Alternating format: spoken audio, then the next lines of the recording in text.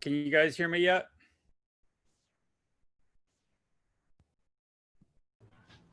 Yes, we can. Okay, I'm not seeing you guys at all. There we go. Perfect. I can see you now. Thank you. Yeah, we're just setting up still. Okay, I'm trying to use another computer today, so can you hear me clearly? We can. Okay. Am I too close to you? Or am I supposed to be over one? Like right here, maybe? Okay, here we go.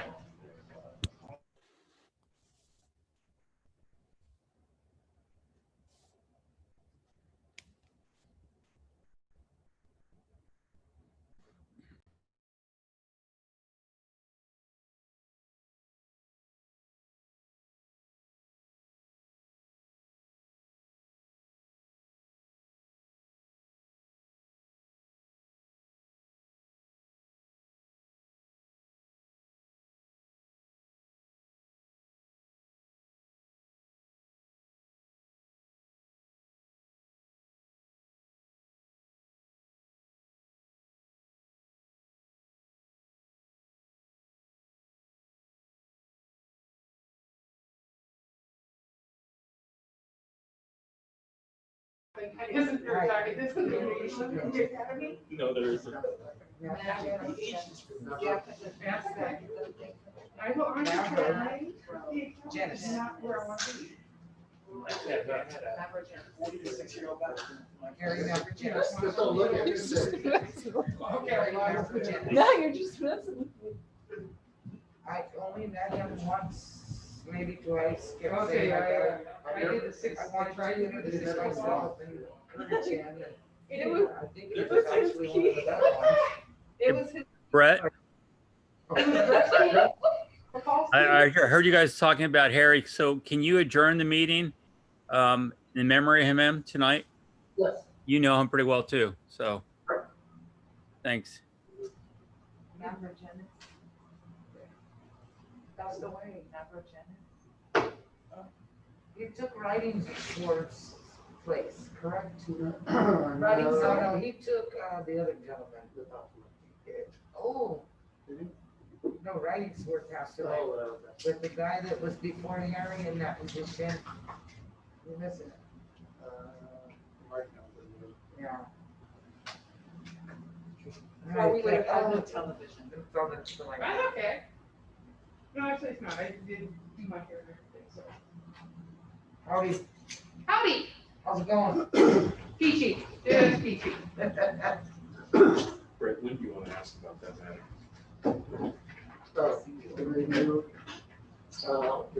Ready when you are, Mayor. We're doing it. Wait. Go back.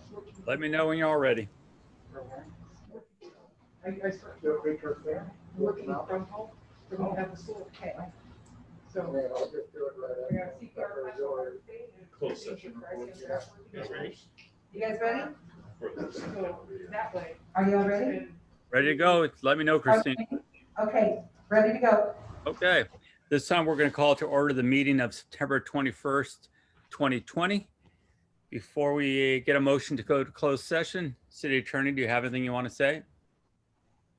Thank you, Mr. Mayor. If the city council so moves, it will go into closed session to discuss the item agendized for closed session discussion, which is agendized as item number 1, conference with legal counsel, anticipated litigation pursuant to Government Code Section 54566.9B, one potential case. Do we have any speaker cards?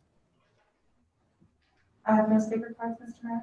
Thank you. Is there a motion to go to closed session? So moved. There's a motion. Is there a second? Second, Motion second. All in favor? aye. All right. All right, motion carries. We'll now move to closed session. Thank you.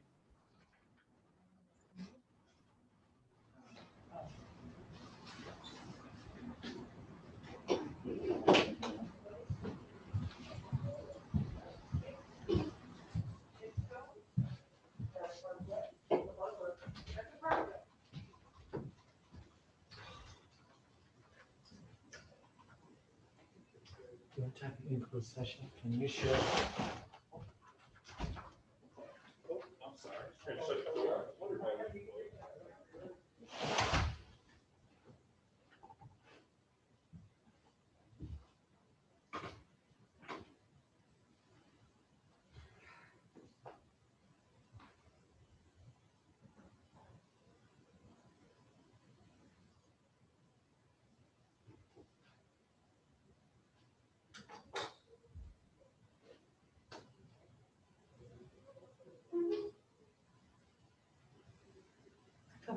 almost got glasses on my head. I'm always feeling. Hey, so who passed away? Let me see, hold on. What, ex-mayor, and what is everything else? Dear county employees, today our team suffered a terrible loss. We are deeply saddened to announce the death of Harry Mavrogenis, Resource Management Agency Director. Harry has been an integral part of the county team over the last year and a half. The RMA department has made great progress on multiple projects over Harry's tenure and are proud of the service he provided to our county team and community. He truly embodied the very best in public service. He was known for his professionalism, warm-hearted personality,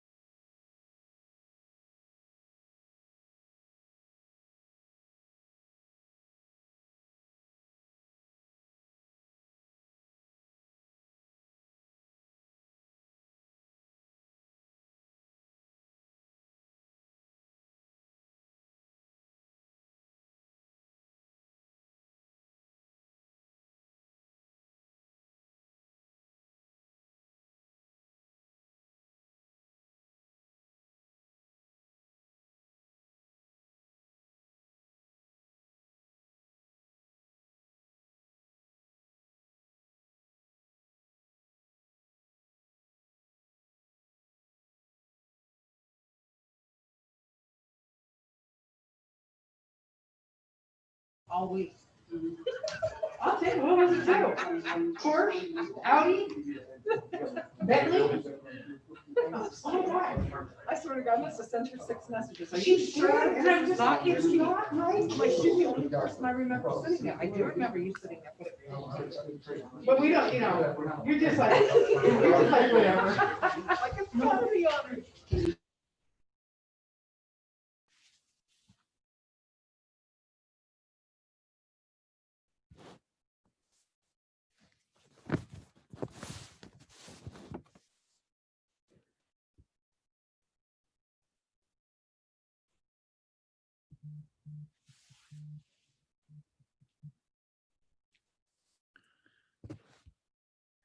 Can you hear me, Christine? Well, when it comes up. Okay, are we all back? We waiting for Brett? Oh, sorry, I'll ask that for you. I'm here. Okay, thank you. All right, this time we're going to resume the meeting of September 21st, 2020. Councilmember Lenore, will you please lead us in the Pledge of Allegiance? Yes.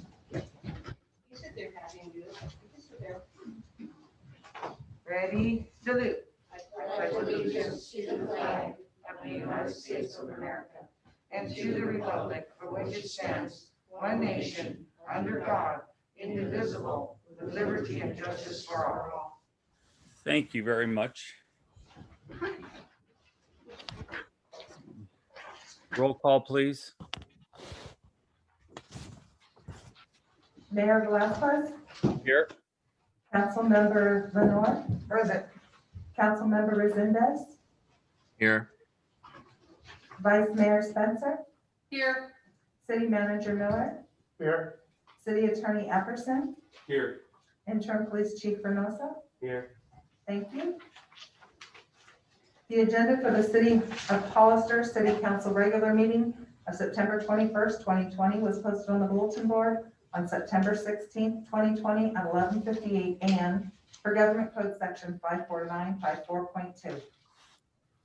Thank you very much. City Attorney, will you please report out from closed session? Thank you, Mr. Mayor. The city council went into closed session to discuss the item agendized for closed session discussion, and direction was given to staff. The city council recessed from closed session at 6:28 p.m. That's all, Mr. Mayor. Thank you very much. We are going to move to the consent agenda. Are there any items council would like to pull? I have a question regarding the F7. Do you want me to ask it, Mr. Perez? Or will you come up, because it's on the consent agenda. So if you have a That's question, fine. I'll ask it now, a simple question. Simple question. I believe it was the clarification that the parade will be two days? That's the question. Does anybody know? I can't hear you. What is it? I wanted to know on the reverse parade at the airport. That's not Oh. consent item. Oh, That's that's, an item. I'm sorry, Mayor. I'm sorry. an I was wrong. Okay. Excuse me, thank And you. yeah, is there any speaker cards? I have no speaker cards, Mr. Mayor. Is there a motion? I move that we approve the consent agenda as presented. There is a motion. Is there a second? Second. Motion and second. All in favor? Aye. Aye. Motion carries. We're going to move to public input. This is the time for anyone in the audience to speak on any item not on the agenda and within the subject matter jurisdiction of the council. Speaker cards are available in the lobby and are to be completed and given to the city clerk before speaking. When the city clerk calls your name, please come to the podium, state your name and city for the record, and speak to the city council. Each speaker will be limited to 3 minutes with a maximum of 30 minutes per subject. Please note, state law prohibits the city council from discussing or taking action on any item not on the agenda. Do we have any speaker cards tonight? Yes, Mr. Mayor. Go ahead. Susan Logue. Hi, this is Susan Logue. Nice to see you all. I wanted you to know that the Friends are continuing to support the library in its outreach and virtual services. And we recently finished our first digital newsletter, and we're very excited about that. We'll be sharing that with you. And we'll also be participating in the Community Foundation upcoming fundraiser for local nonprofits. So just want to let you know what we're doing there at the Friends in the Library. Thank you for all you do. Thank you. Thank you. I have registered two others, Courtney Evans. Courtney, are you wanting to speak at public comment? If you do, please raise your hand. Is she online? Okay, she's not online. Mary Gilbert, did you want to speak? Is she online?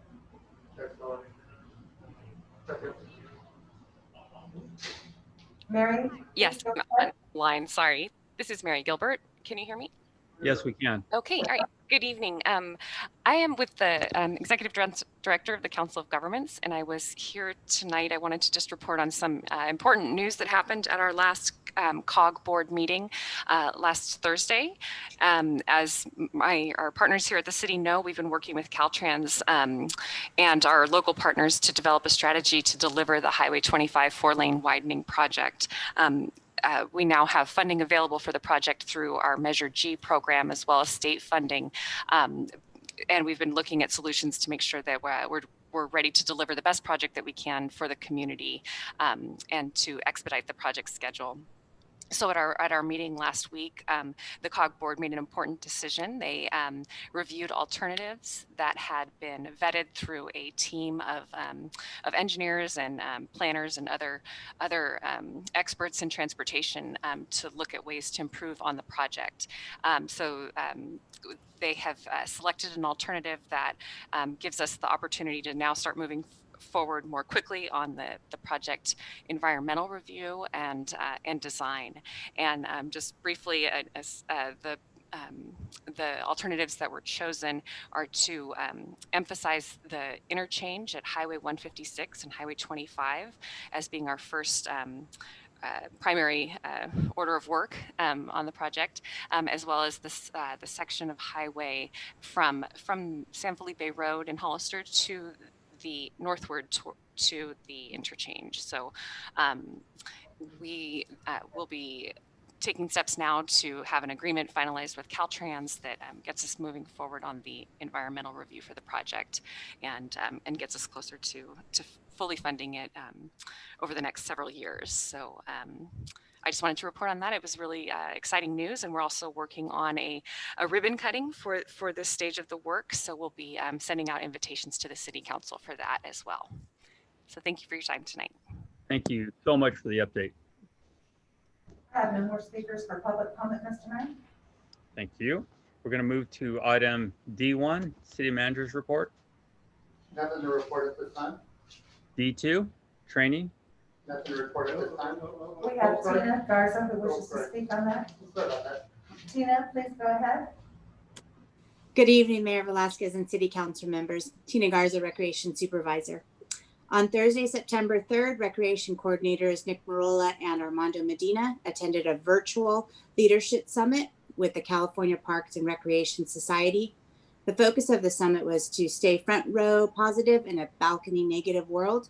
The keynote speaker provided practical ideas, tips, and strategies to live in the front row instead of settling for the negativity. Staff learned that it's so easy to focus on the negative during these times, but learn strategies to avoid it. Staff also listened in on how other recreation agencies are adapting their programs, classes, and events to follow state and local health department requirements. And both of our recreation coordinators appreciated the opportunity to attend the virtual summit. They gained knowledge that will help them in their day-to-day situations and provide a positive experience for the residents of the city of Hollister. Thank you. Thanks, Tina. Welcome. We are going to now move to item F1. Thank you, Mayor. On this one, this item would adopt an ordinance to require face coverings and other public health measures and incorporate penalties for violations of the ordinance. This ordinance for face covering is based on other local agencies that, like the county and city of Monterey, Santa Cruz, and our neighbor San Juan Bautista. So our recommendation is to read by title only, waive full reading, and adopt ordinance number 1195, amending Title 8, Health and Safety by adding chapter 8.05 face covering to the Hollister Municipal Code. Thank you. Thank you. Any questions from council? No? Do we have any speaker cards on this item? Yes, Mr. Mayor? Go ahead. I don't want to interrupt, but I'm against that mandate. Vivian Stubblefield?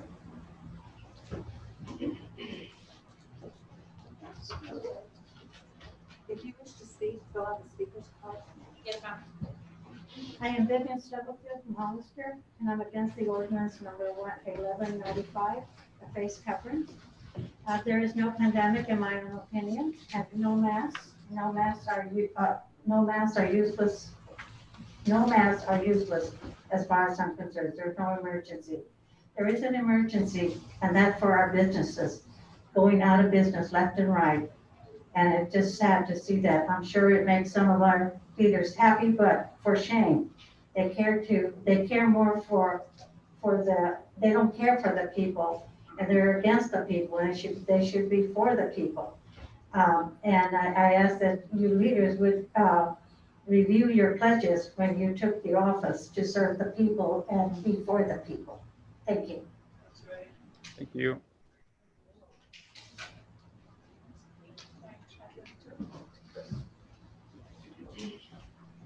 Maureen Martin?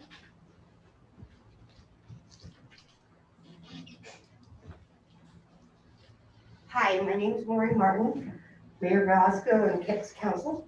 I'm a business owner in San Juan Bautista, which is part of San Diego County.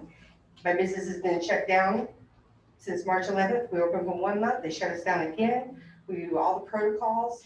And I'm just saying, like, the mask, I just saw a sign out on the street of San Juan Bautista. They're gonna charge people $100 in Spanish and English, a little bit more. And I had 4 people in one day tell me they're not gonna come back to San Juan to do business with us anymore. Because if they feel they have to wear a mask out in open air, and they just feel violated in that sense, where most people wear a mask. We wear masks, we do all the protocols. As a salon owner, I just encourage this fine thing is really upsetting people. I'm not the person to, be upset because I understand you have a job to do, but we're trying to work, and it's diverting business from our cities. And I'm just pleading with you guys, please don't do fines because most people wear them. Most people don't have a problem with it. And I just ask right now that you just consider that as part of your decisions, because it's just driving business away. And we want business to come into Hollister and San Juan. And people were mad, really upset. And I can't calm them down. You know what I'm saying? I can do what I can do, but you know what I'm saying? And I'm just out of respect, we all wear masks. Out of respect, because you don't know if you go home to an elderly person or someone who knows someone who has had leukemia or cancer treatments or anything like that. So it's out of respect that I just ask that the fine just not be there because it's making people upset. And yeah, that's all I have to say about that. Help us out in San Diego County and San Juan. Thanks.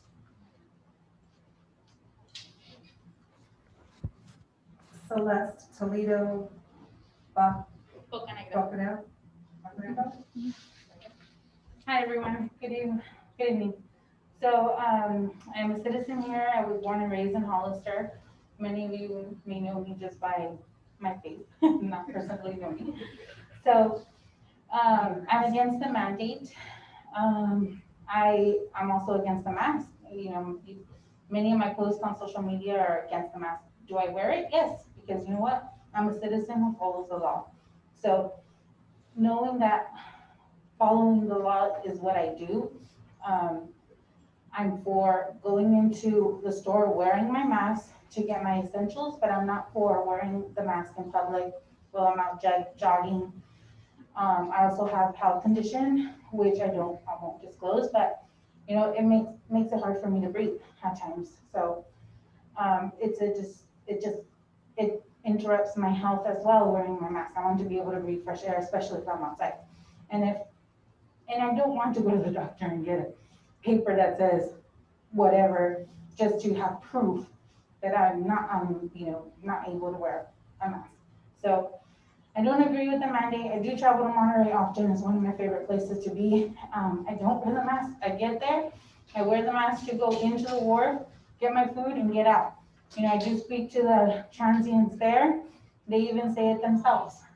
You know what? We live here, and there's no mandate or no law that we're gonna follow because we live here. And I agree with them. So being a citizen born and raised here, and someone who follows the rules and regulations, no criminal record, I work for the city and other official positions here in my county, I will not follow this mandate. So if I have to pay 100, 500, 1,000, I guess that's what's gonna take, but I will not follow that law. And if it takes me to get a misdemeanor, that's unfortunate because you're making good citizens illegal, committing crimes, and that's not the way to go. I'm sure the chief knows that educating the public is the way to go. So we'll keep educating the public to wear their masks, but I will not agree on the mandate. Thank you. Thank you.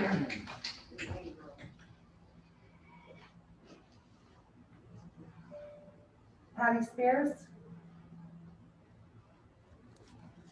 Patty, go ahead. Good evening. This is Patty Spears, resident of Hollister. Can you hear me? Yes, we can. Perfect. Okay, the reason why I am against this ordinance, I think it's absolutely ridiculous and it's just unconstitutional when it comes down to that. I've also spoke at the Board of Supervisors meeting and stated my facts there. We are dealing with something that we all know this has to do with getting money from the state. And so we have to play nice with Gavin Newsom in order to get our penance, or our little money. And the thing is, realistically, if you let our businesses open back up, you can get your tax revenue. We don't have to bow down to Gavin Newsom. And that's what this is. And that's why he's been so heavy-handed with his executive order pen, is just to get people to comply. Now, everything under the guise of COVID. Now, as far as people have been behaving, okay, they're using their mask inside stores. I haven't seen it yet, and I shop in Hollister often. And I haven't seen an instance where somebody is not wearing their mask. Everybody's being respectful of everyone else. Now, once I get out of the store, I'm going to take my mask off when I'm not around anyone, but I don't need a ticket for $100, or let's say my husband and I or somebody else that we're with get a ticket each for $100. It's absolutely ridiculous. And especially in this atmosphere where we can't work anymore. My business is basically shut down, and that's exactly what you're basically going to do with the remaining businesses that are still hanging on by a thread in this city. Also, if you go to calexcelexcovid.com, you'll see facts by 3 different doctors stating that the false positive rate is extremely high, 80%. So I encourage you to go there, CELLEX COVID.com, to see those facts. And I'm also opposed to this being a misdemeanor, because a misdemeanor falls onto your record. It can keep you from getting a future job, which we all may need very soon. And I'm totally against it. Those are my words. Thank you. Thank you. Thank you. April Royale?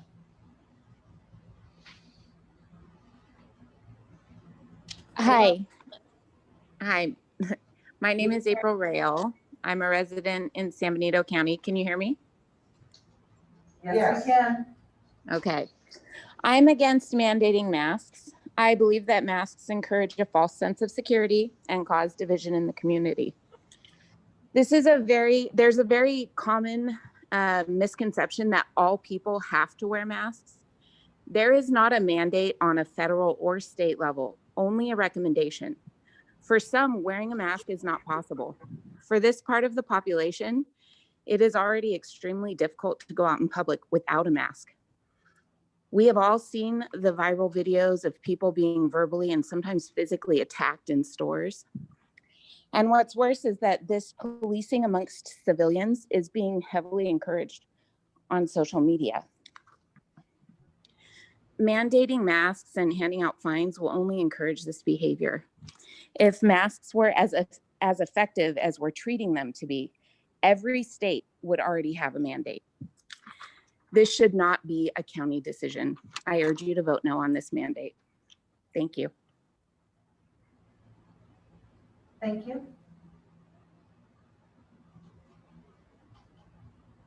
Donna Freitas? Hi, can you hear me? Can. Yes. Thank you. Hey, I want to commend all the people that called in and spoke so eloquently. I want to bless them and give them grace. I wish I was as gracious as they. So, of course, I am totally a no on the mask mandate. And the first reason is you have about 90% of the people who are already following along with wearing a mask, even though there's no state law, there's no local law, there's no law that undergirds this mandate. It's totally illegal on its face, and you literally on its face, no pun intended. So you already have people following along, and now you want to mandate and start imposing fees. And I think that is a mistake. And what I want to do is speak to the people who are listening and the businesses that are downtown. If this mandate passed, you guys are going to be hurt downtown because we're not going to come down anymore to support your businesses as much as we want to. We just aren't going to do it. And this council will be putting a nail in the coffin of your business. They've already put a nail in the coffin of your business. This will be a second and third nail. Secondly, the corporate businesses like the Targets and Rayleighs and Safeways and Aces and Walgreens and all those other things, those businesses are going to be subjected to protests of people coming in without masks. And if they think they're afraid of getting lawsuits from COVID, they should be afraid of getting lawsuits for violating California Civil Code 51, denying access to their citizens. These corporations will become subjected to that. And thirdly, I wanted to let everybody know we have a GoFundMe. We have $1,800 in it already.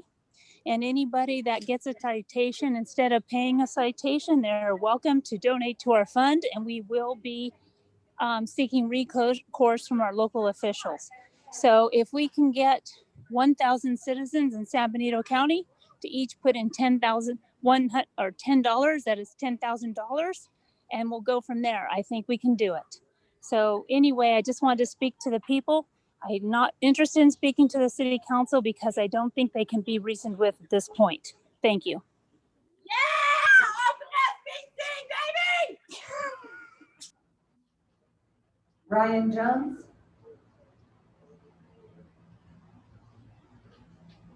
Ryan, go ahead. Hello, can you hear me? We can. Please go ahead. Hi, this is Ryan Jones. I'm a resident of Hollister, California here. Not only am I against completely this ordinance that the council is considering right now, but I know you guys know that, I'm sorry to inform you, but this is a steep violation of the people's civil rights and liberties. And you're probably tired of hearing that, but sorry, the truth has a tendency never to go away, right? This tyrannical behavior really needs to end, and you guys can end it now. A vote to implement this is a vote to perpetuate an unlawful order and would further create greater division into our community that we already know we really can't bear.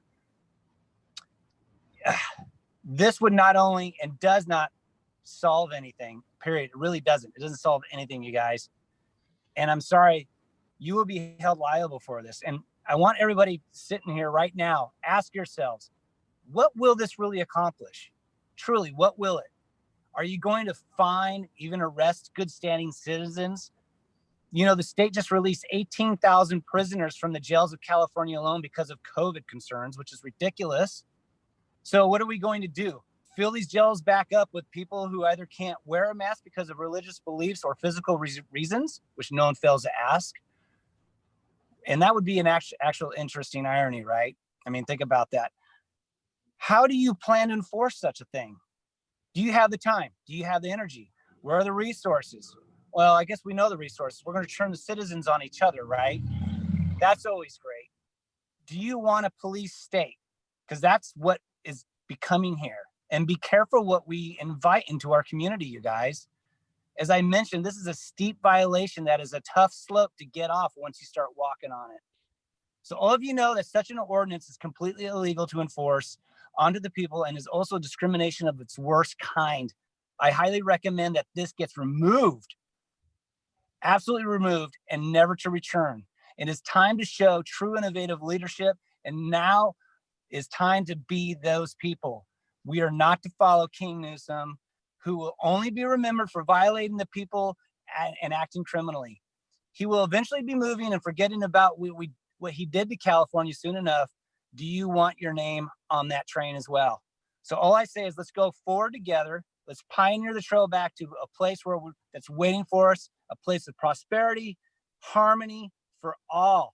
A no vote on this or a complete removal of that is the first step towards that place.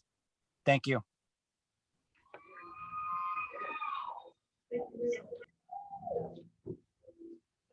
Courtney Evans. Hello, thank you for this time. First, I am calling once again. I think this is the fourth time we've had this on an agenda. This is the fourth time that people are calling to stand up and speak against this. Listen to the people. I request that the mask ordinance be removed from the agenda. I request that you share and be open and transparent with all of this information, all of these meetings that you're having. The city staff, the county staff is threatening and lying to businesses about the enforcement and fines and lawful repercussions that can happen. All meetings of any policy should be open and public and governed by the provisions of the Brown Act. A meeting is defined as any gathering of a majority of members in order to discuss and carry out the public's business. This is the public's business. You are killing our businesses. You are trying to take away our freedoms, and we, the people, have the right to attend. We attend these meetings to represent ourselves. It is the request to safeguard our accountability of government to the public. Please remember that the principle that secrecy is the anti-ethical to a democratic system of government of the people, by the people, and for the people. You cannot make decisions, have meetings, request things from city and county, and try and implement without the public's input and right to be there. I ask that this be taken off and never spoke of again. Allow the people to live their lives, open up our county, stop following a dictatorship. If you continue to, there's no reason for your position. You're not here to take orders from a public health office or a governor. You are here to represent the people, and you hear our voices tonight. We're out here. You can hear us, and we're not going anywhere. Open our county. Open our county. Open our county. Thank you. Have a good day. Emily Scow. Emily, go ahead. Yes, I'm here. Good evening. Well, that's a hard one to follow. Thank you, Courtney. I wish I could be down there with you guys. My name is Emily Scow. I'm a lifetime resident of Hollister. Our family settled here back in 1888. I'm calling in tonight to urge you all to vote no on the mask mandate. I'm going to ask you guys a question that if you are so concerned with the health of our community, what did you do to protect our restaurant owners and workers that were forced to operate outside for over a month in smoky, poor air quality with temperatures reaching over 100 degrees at times? Did you guys push back on our governor or ask him or tell him that restaurants in Hollister should be allowed to operate inside during this time?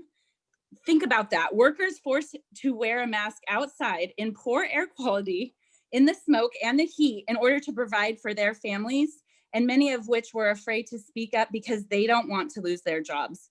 That's the fear that you guys are allowing. That is also not protecting the health of our community.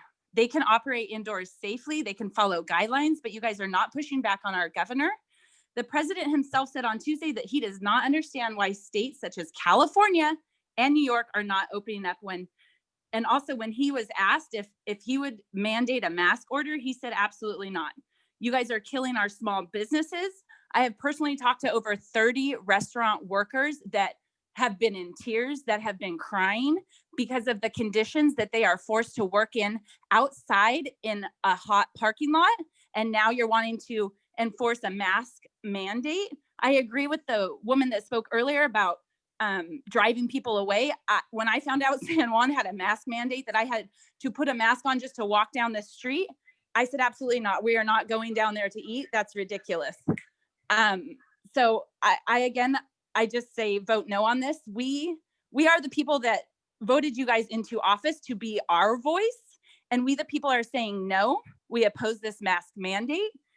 And I urge you guys again to vote no. You absolutely, as of tonight's call, you kind of don't have a choice because all the people have said no at this point. Thank you. Lacey Bordet. Lacey, go ahead. Lacey, unmute yourself. Hello, can you hear me? We can. Please go ahead. My name's Lacey Burdett. I'm a resident of Hollister my entire life. I oppose the mask mandate. It's time to let our community live our lives, open up our businesses. It's just time. You are doing more damage by imposing all these restrictions. And now you're going to fine us and give us misdemeanors for not wearing a mask. Let us live. Let us carry on. You're going to kill our community, COVID or not. I think it's time for us to go forward. That's all I have to say.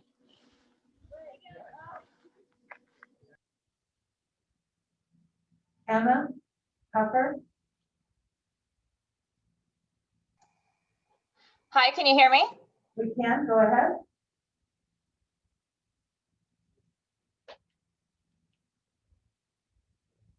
Sorry, Anna, start again. Can you hear me? We can. Go ahead. Okay.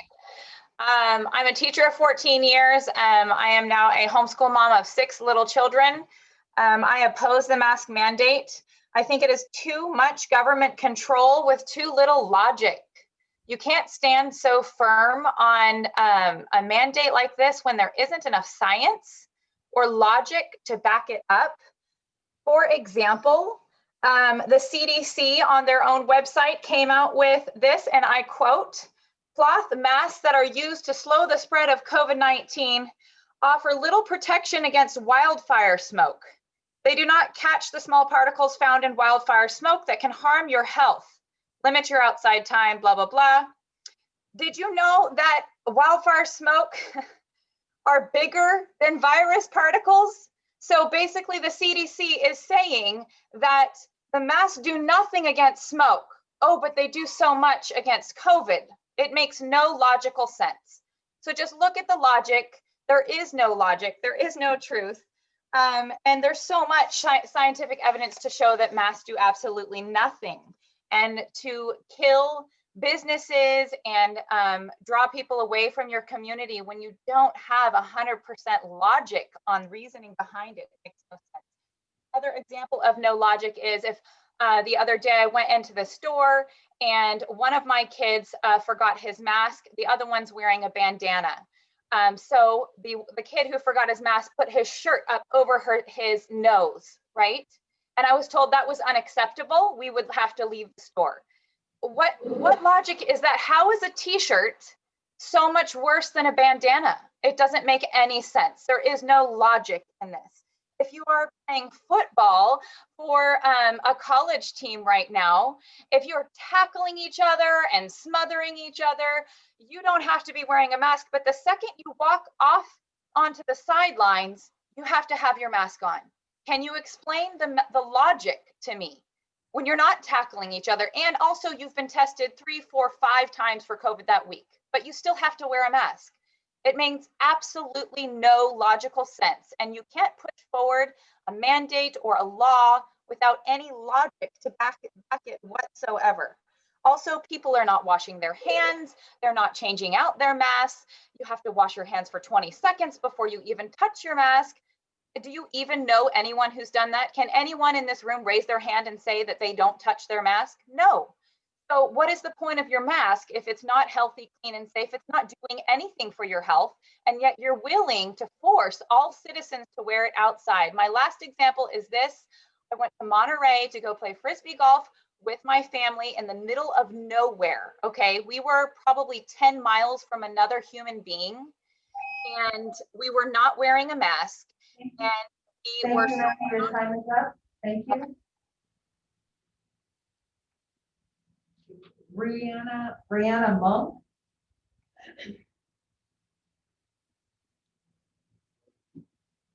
Brianna Monk, are you there? Hi, my name is Rhiannon Blankenship. Can you hear me? Yes. Okay. I would like to say that I oppose this mask mandate, as it will not only cause division amongst the people in our county, and it will also make life more difficult for people like myself who have conditions that prevent us from wearing masks. I foresee having my rights questioned regularly by not only random citizens, but also those who would be enforcing this mandate. Am I to be questioned for proof of my exemption at the door to establishments or just walking down the street? How many fines will I face daily? I was under the assumption that California citizens are protected by law from discrimination under California Civil Code 51B. This code states, in summary, that we are all free and equal and entitled to full and equal accommodation, advantages, facilities, privileges, or services in all business establishments of every kind whatsoever. There is nothing written in to say that to receive these rights, we must be masked. I urge you all to vote no on this mandate and to keep our civil rights intact. Thank you.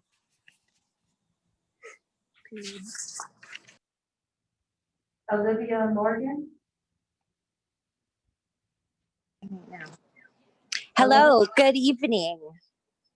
I am also, like the many folks who have spoken tonight, against this mask mandate for the city of Hollister and the county of San Benito. I have lived here for 10 years and have found just now to be finding a way into this community of wonderful, lovely, heartfelt people.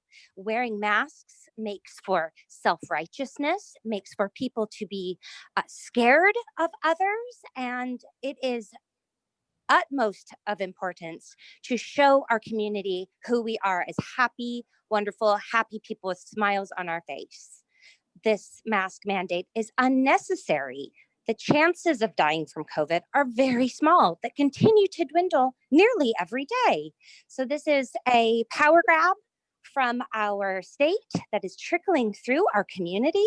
And we need to show people that we are a freedom-seeking city. We are a city where people believe in America. This is a citizens' public forum to speak as we want to be free.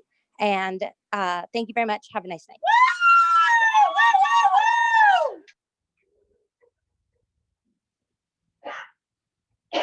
James Paradiso.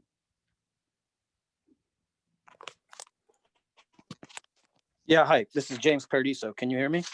You can, go ahead. Okay, hi, my name is James Paradiso. I'm a Hollister resident of Hollister. You know, I agree with all the others who spoke against this mask mandate. I think it is absolutely, totally asinine that you'd even think of, you know, something like this. So much so that it would be irresponsible of you to vote on such a mandate. Okay. So if you were listening, there's a lot of pissed off people, you know, and you say that you represent the people, and if you do, and you're not pissed off about the mandate, then clearly you don't represent us, you know, the people of San Benito County. So that's all I got to say on the matter. I say no. Thank you. Susan Garcia.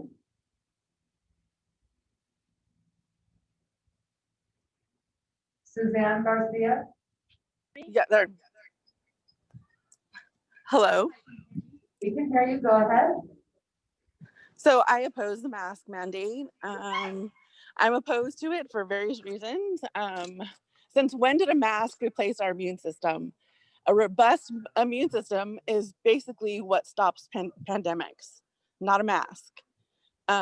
Secondly, what about all the people who are being discriminated with health conditions? For example, take my son, he had a pneumothorax, and yet you're gonna force people with health conditions and discriminate against them to go into places of business or make them wear them all day at work for 8 hours, and they're scared to report their health illnesses because they don't want to lose their jobs. And in addition to that, I've worked with special ed. I can't even imagine all these parents with autistic children who are forcing their children to wear a mask. That is, I just don't see how you guys think this one size fits all is appropriate for everybody. It's a really slippery slope. You guys, you want us to trust public health. However, where's all the health warnings that fluoride is a neurotoxin? Where's public health to inform us about amalgam fillings and mercury and the off-gassing from people who, have mercury amalgam fillings? There's so many other public health issues, concerns, our water, the air quality. There's so many different things, but yet you feel like COVID and mask is the most important thing that needs to be focused on. And in addition to the mental health issues and people being afraid and isolating themselves, there's so many factors that you guys are not considering and thinking that wearing a mask is going to solve the problem, and it's not. So I'm definitely opposed to the mask ordinance, and I think you guys just need to remove it altogether.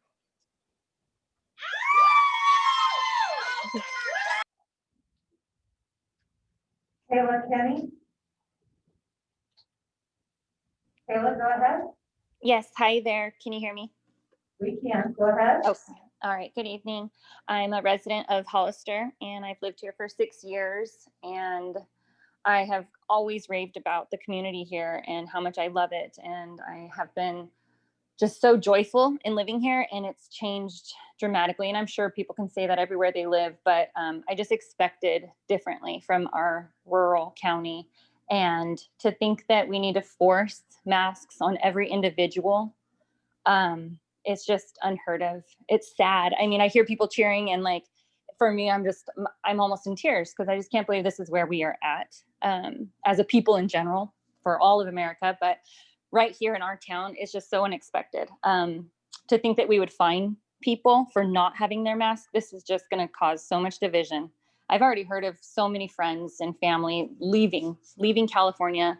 I was just up in Folsom where everybody was running on the trails, separated, respectfully, common sense, not wearing a mask. It hurts me when I drive my children and I see an elder person walking and they have a mask on.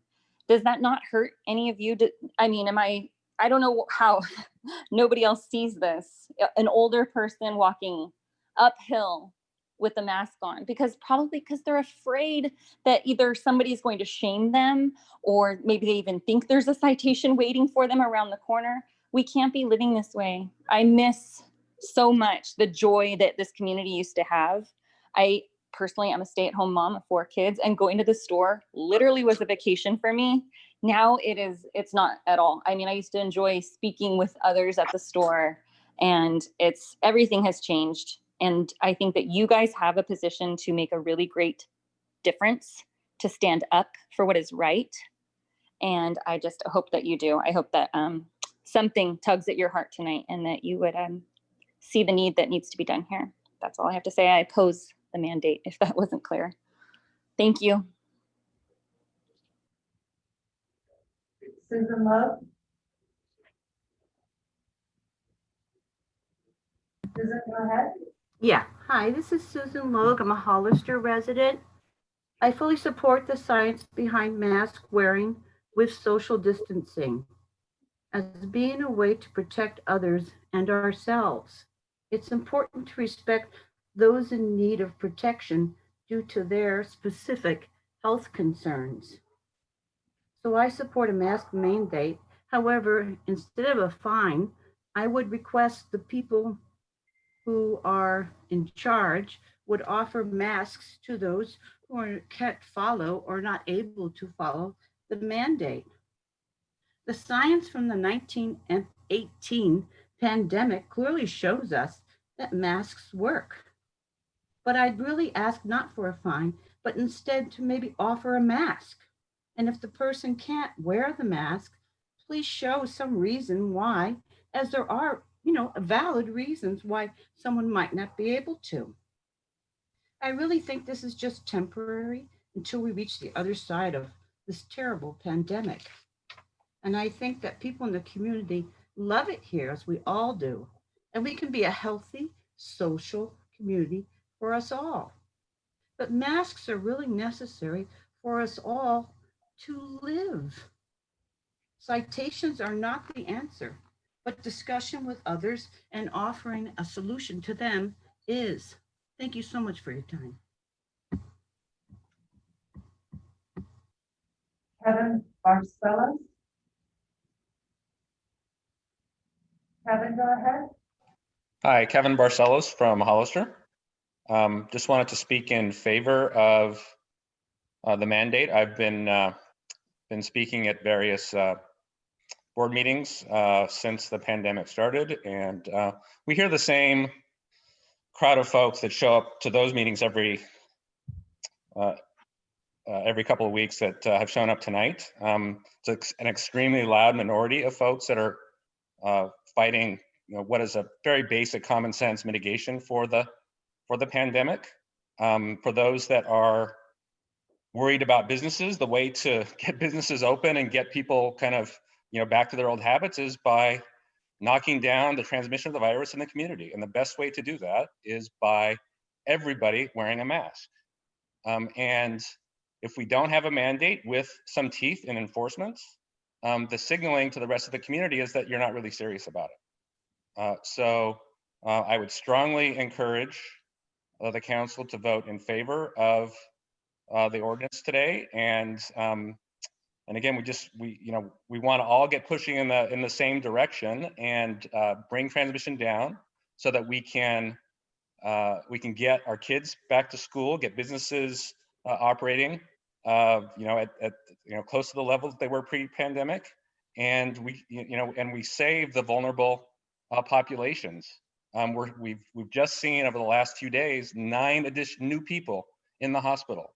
Over the last just since Friday. This is not going away, and we need to get serious about this. And again, I would urge the council to approve the ordinance as written. Thank you. Heather Casada. Hi, can you hear me? We can, go ahead. Okay, hi, my name is Heather Casada. I just wanted to say that I am opposed to this mandate. I just wanted to say recently, I've just noticed a lot of businesses going in there. People are just really kind of getting mean to each other. Went in today, for instance, GameStop with my boys. The kid there acted like everybody was a giant disease. It was ridiculous. I just feel like this is just getting way out of hand. If you're worried about it, by all means, wear your mask. I think everybody around town's been pretty good about doing it. I haven't seen anybody in a grocery store without one. I mean, we're all doing what we have to do to get this to pass. But to be honest, I feel like once the masks were mandated for the grocery stores, I feel like our numbers skyrocketed, and it may be due to more testing, but I just feel like it's kind of getting a little ridiculous now. So thank you so much. I have no more speakers, Mr. Mayor. Thank you very much. Any comments from council members? Yes. Go ahead, Councilmember Lenore. Okay. Apparently, folks didn't study the California Department of Health guidelines for exemptions, because I keep hearing it. So let's just take a look at the exemptions from wearing a face covering. So those are persons younger than 2 years old. Okay. Persons with medical conditions, mental health conditions, or disabilities that prevent wearing a face covering. persons who are hearing impaired or communicating with a person who is hearing impaired, persons for whom wearing a face cover would create a risk to the person related to their work, persons who are obtaining a service involving the nose or face for which temporary removal of their face covering is necessary, persons who are seated at a restaurant or other establishments that offers food or beverage service, persons who engage, and pay attention to this one, this is for Celeste, she left, I hope she hears my answer. Persons who are engaged in outdoor work or recreation, such as swimming, walking, hiking, bicycling, or running when alone or with a household members. There is no mask required for hiking, running, swimming, walking. Okay? So that's a moot argument there. The last one, persons who are incarcerated. Okay. I don't know what y'all expect, but on September 18th, Dr. Robert Redfield, the director of the Centers for Disease Control and Prevention, testified before the Senate stating, we have clear scientific evidence that mask works and are our best defense. Dr. Fauci followed up with, he's the director of National Institute of Allergy and Infectious Diseases, stated that a combination of an effective vaccine and adherence to certain public health principles will get us to the point where we want to be. The California Department of Public Health, which the letter is included in the agenda packet, states that the use of face covering by everyone can limit the release of infected droplets when talking, coughing, and or sneezing, as well as reinforce physical distancing, because they all work together. It's not just the mask, it's also the physical distancing. So I hear a lot about Placer County. Well, I looked up a few things. And you know, I always like apples to apples instead of apples to oranges. So Placer County has opted to follow the state guidelines, the same as San Benito County. They reverted to the state guidelines. Placer County is under the same tier system that we are. However, Placer County has a positivity rate of 3.2, and San Benito County has a positivity rate of 8.1. Now, I think we should concentrate on prevention because we are this close, very close to tier number 2. If we drop down those 0.2 to a 7.9 and we maintain that 7.9 for 3 weeks, we will be in tier 2 and we will be headed to tier 3. These are solutions. There's performance to get where we want to be. Vedana, I just struggle very much. And I know economics is important. And I know people's livelihoods and their businesses are severely impacted. But when I sit here as a leader, I really have to put the health of the citizens before the economics. I'm so sorry that this is just my opinion. But I do listen to you. I just don't agree. I listen to everything. I read everything you send me. I don't like the kind of tone sometimes, but that's your option to talk to me. Second. Thank you, Councilmember. Oh, just a second, please. Go ahead.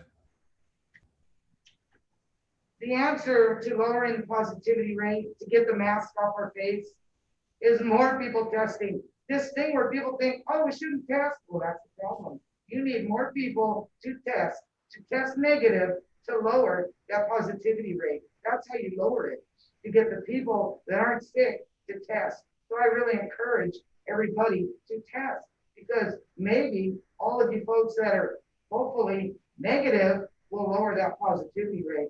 I reinforce private businesses' right to refuse customers who don't want to put on a mask when you want to pay their workman's comp premium, then maybe it's your call. And if you're so concerned about businesses, you do not subject them to lawsuits regarding workman's comp. Now that's irresponsibility.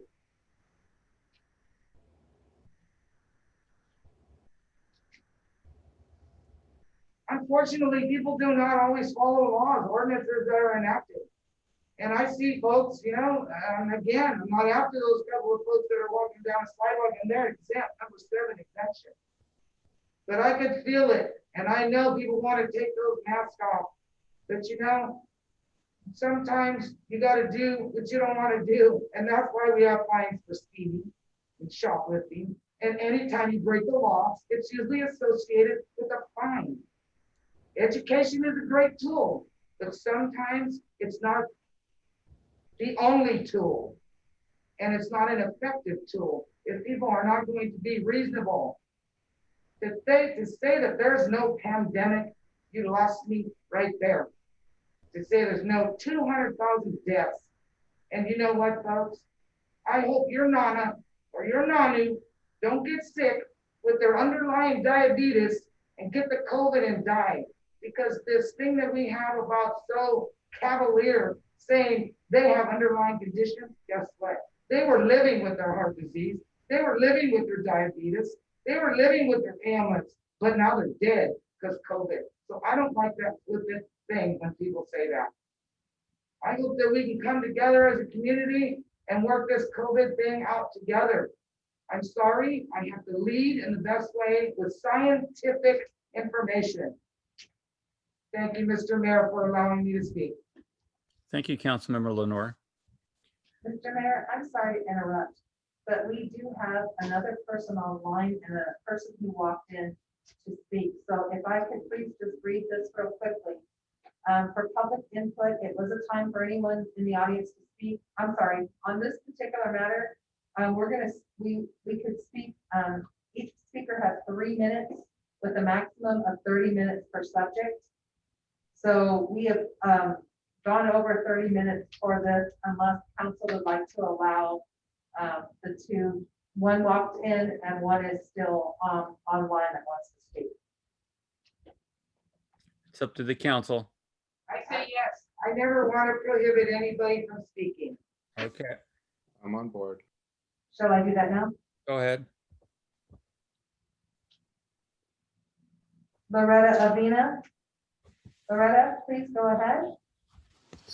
Hi, thank you. Can you hear me? We can, go ahead. Councilwoman Lenore, thank you. I just wanted to say that I support everything that you said. I too am a firm believer in the science. And I was sitting here listening to everyone speak tonight, and I was very taken aback. I've been living in this community since 1989, and I was shocked at the selfishness that I heard from our speakers tonight. All I heard was I. This, as you said, is a collective problem. It is a pandemic. It is not the flu. It is a highly, highly contagious COVID-19, whatever it is. For these people to say not wearing a mask scientifically has been proven to help stop the spread. For these people that say, I can't wear a mask, I have an underlying condition, well, I hope that you're aware that the ADA does permit a retailer to deny goods or service to an individual with a disability if their presence would result in the direct threat to the health and safety of others. We are not violating your constitutional rights if you are being denied service because your presence is threatening the health of the collective.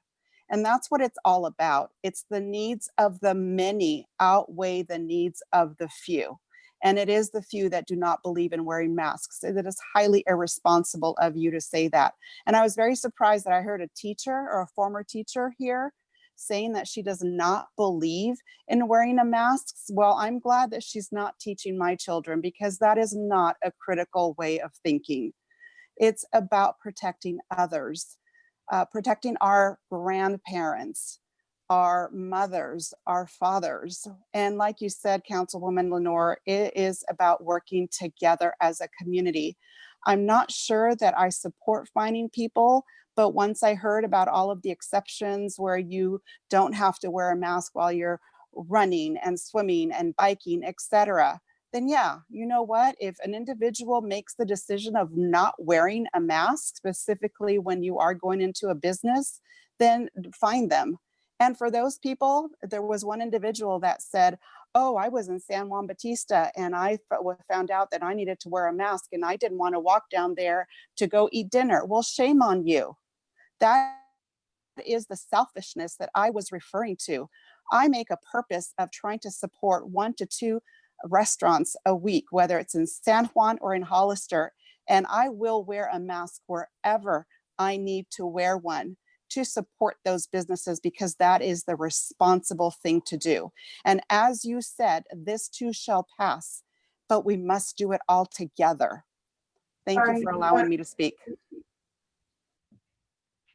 Amber Henderson.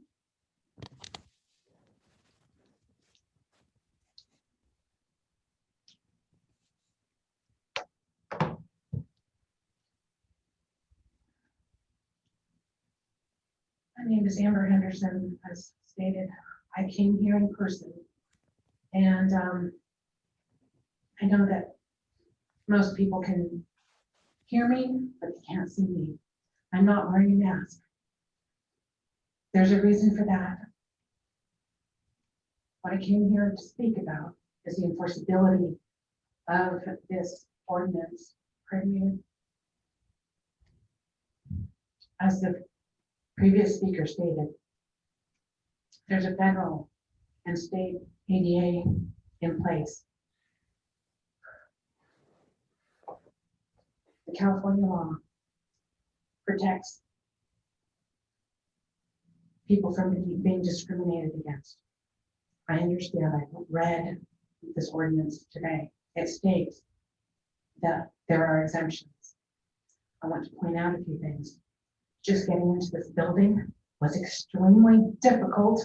Was extremely difficult for me. It's because of the way that I looked. It looks like there's nothing wrong with me. This is not a watch. It's a heart monitor. There is a woman in Texas in a wheelchair. The Sprouts manager called, didn't talk to her, called the police because she was not wearing a mask. A little old lady in a wheelchair, didn't have a mask. And, you know, the police came. The owner didn't have the decency, or the manager didn't have the decency to even speak to her. Not that he could have anyways. He couldn't have questioned her, not legally. The police came. The woman was in tears.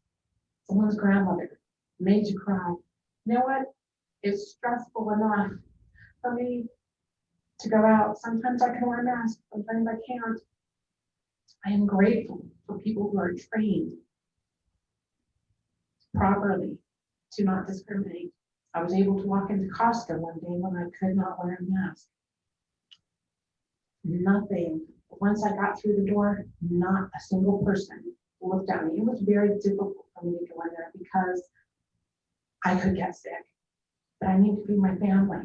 I want to know in this ordinance, where is it written that where there's training? How do you know if you're finding a business for disobeying the law or doing what they should and not question their customers?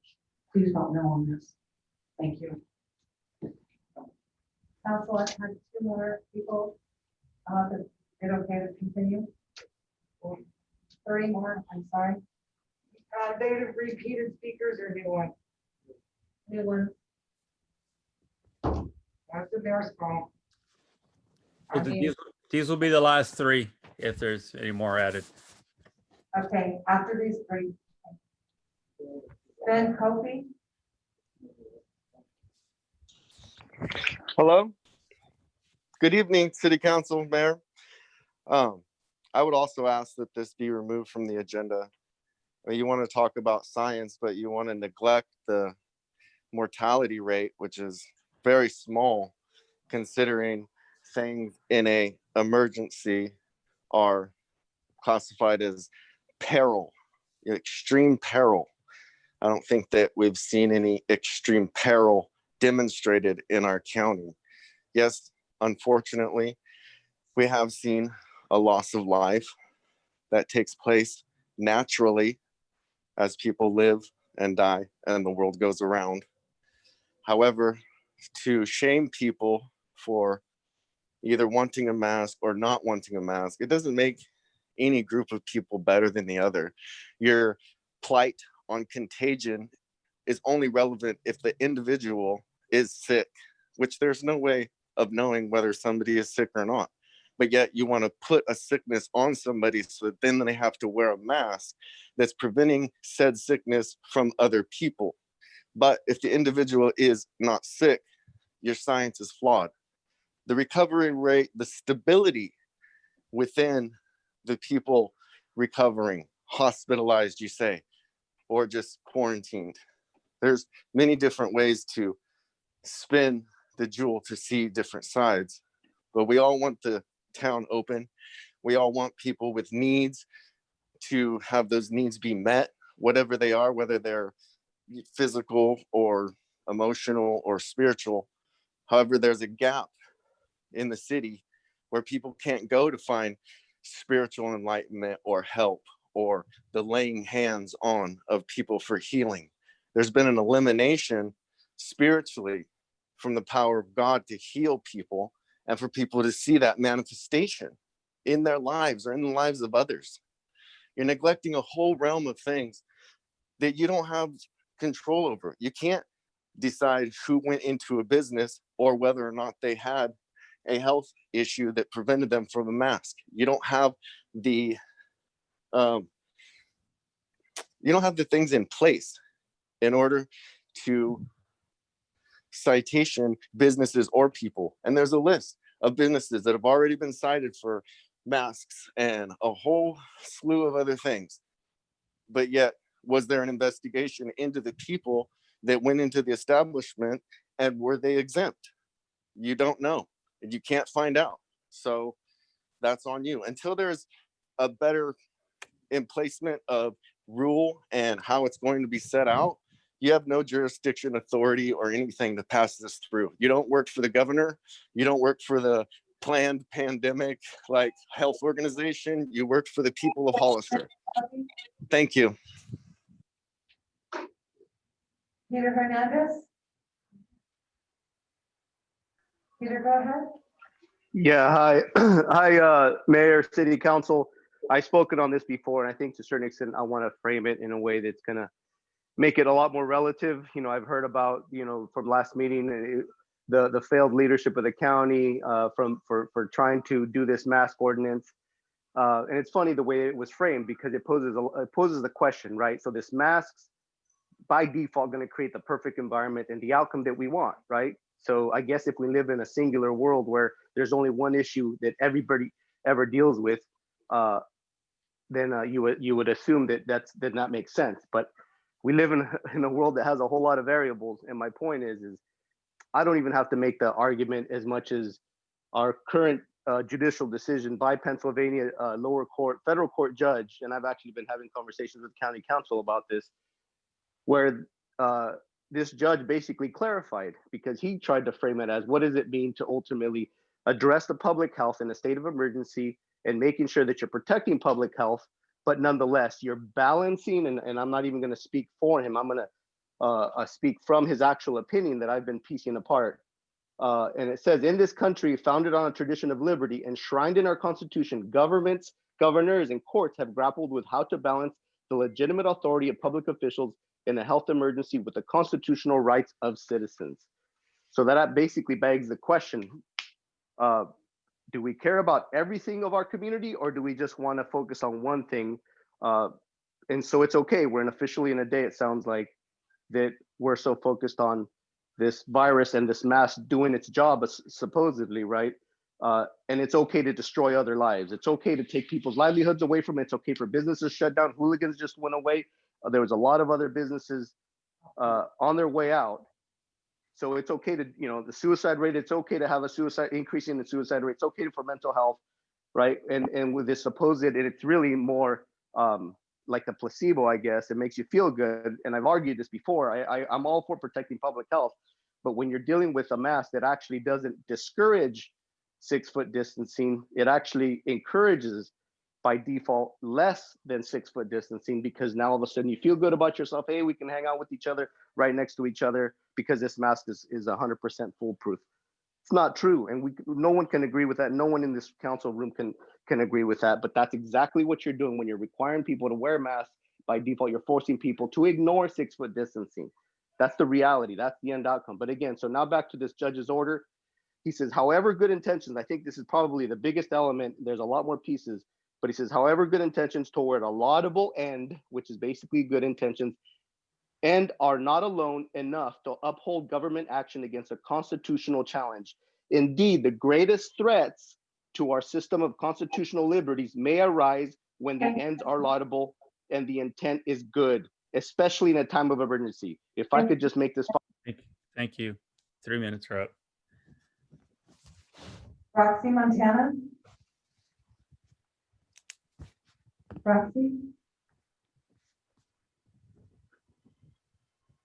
Please go ahead. Hello? Roxy, go ahead. Hello? Roxy, are you there?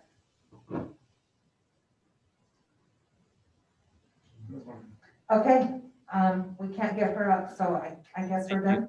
All right. Thank you. So at this time, public comment is closed. Was there any other comments from the council members? Yes, I'd like one last comment. I'm sorry. Go ahead. I'm sorry. We'll go with Vice Mayor Spencer. Go ahead, that's correct. Well, okay, first of all, this council knows how I feel about this ordinance. I'm just gonna say that I'm very disappointed in speakers tonight shaming other groups. People have their right to their opinion. Just because they don't agree with a certain person or a certain group of people is not because they're selfish or anything. Councilwoman Lenore talked about diabetics. I'm gonna tell you all right now, I'm in the high risk category. I am a diabetic. I've been exposed 3 times, one right here in this building, and I have yet to get the virus. I'm not making light of this. I understand we are in a very serious situation. But I sat here and watched that woman, the last woman that came up to this podium and speak. She walked into this building and she was approached by 2 different people to put her mask on. She was almost in tears to explain her health problem. That is the problem I have. That is the problem I have with this ordinance. Granted, we can be outside, we can do whatever we want. You're gonna have that one person who's gonna call the cops and you're going to be pulled over. I don't care if you're walking your dog. I've had a problem with this ordinance from day one. I don't like a fine, I don't like anything. But I really just wanted to say that I'm very, very saddened of the shaming that I've heard tonight from some of these speakers. City Clerk, will you please mute the speakers? Those are all people from outside the building. Oh, that's okay. Did we have another comment from council? I do have comments. Councilmember Lenore, did you want to go first? But just one last thing, there is a reply to Supervisor Hernandez. I believe I stated that it wasn't just a mask. It's also social distancing. It's also good hygiene. It works together. We're not just talking about a mask here. So make sure you clarify your statements next time. Thank you. Thank you, Councilmember. Go ahead, Councilmember Sendes. Thank you. I'm just going to reiterate what I said last time. I think it's extremely disappointing and frustrating on how politicized the issue has become. And I'm very disappointed, not surprised by the leadership or the position that the county took, but I am very disappointed that we couldn't have made a decision together in unison with the city of San Juan Bautista, who led this effort. So kudos to them. Basically, I like a lot of what the speakers had said, you know, and I just want to give thanks to the people that were being respectful and being very professional during public comment, because this is not an easy decision to make or an easy position to be in, period. The people that are mocking and sharing and stuff, it's just quite frankly, it's quite embarrassing, I'll be honest with you. The woman that spoke about her children being home, that I really appreciate your message and it really resonated with me. And that puts me in an awkward position.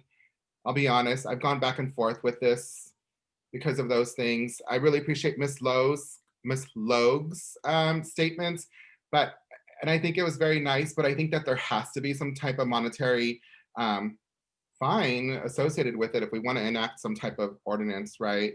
So I really appreciate your sentiment. The shaming, I see it on both sides, to be honest with you. Like, I guess I'm even doing it right now, right? So I don't know, it goes both ways, and it's very divided. And that's the one thing I did not want to come out of the ordinance, especially, you know, neighbors, between neighbors, community members, between community neighbors. Like, people are shaming on both sides. Like, it's just really sad, I'll be honest with you. I guess in closing, I just want to say, like, if you don't want to wear a mask, then just don't wear a mask, but then don't go to our stores and don't put other people's health at risk. Like, just stay home.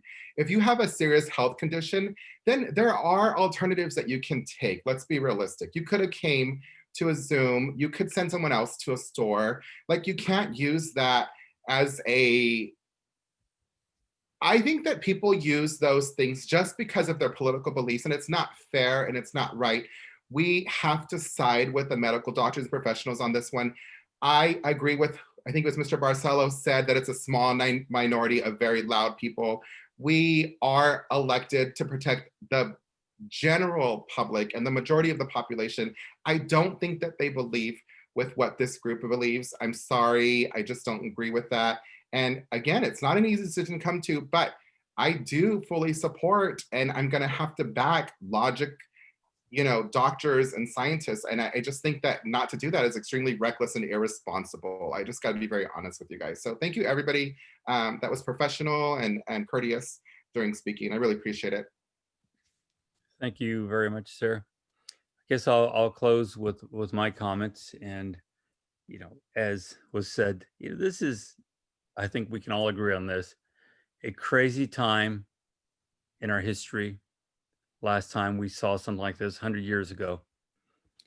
And I think if we learn from history, we should understand some of the basics that made a difference 100 years ago. We're fortunate now today to have more modern medicines and different things to try to help with this pandemic, keep people, more people alive. I'm just disappointed that we went from a position early on of working together in our community, having extremely low numbers to the point where, as I've said before, other council members, people in other cities were contacting me asking how we were doing it. How was it that we were keeping our numbers so low? Low enough that we were one of the first communities that was able to open again, open their businesses. I'm hearing many people talk tonight about this is for the businesses or to kill the businesses. I'll tell you, the best way to kill a business is have this pandemic spread to higher numbers, because the reality is people won't go out. Yes, a few will, we understand that, but the numbers you need to have a successful business, they won't come out. I happen to own a business that will be closed probably a year because of this pandemic. Does it hurt me financially? Absolutely does. Absolutely does. Something fierce. But I can't imagine the thought of bringing staff and customers in and taking the chance of then being infected by this virus and something happening to them. I speak to quite a few people that contact me once they get the virus. They want to know what to do, where to go, what hospitals to go to. And every once in a while, one of the families that has somebody that's in intensive care will talk to me. And that happened recently again. And I was communicating with the family for a few weeks while their family member was on a ventilator trying to survive this virus. And it's extremely sad to be speaking to a family that's dealing with this. And when I hear somebody say, well, you live and you die and it's part of life. Well, no, this person was 39 years old. And to say, well, you know, maybe they had an underlying condition, so that makes it okay. It's not all right. Folks, we all have issues. I have lung issues. I take the precautions I can take, not only for myself, but I want to make sure others are protected.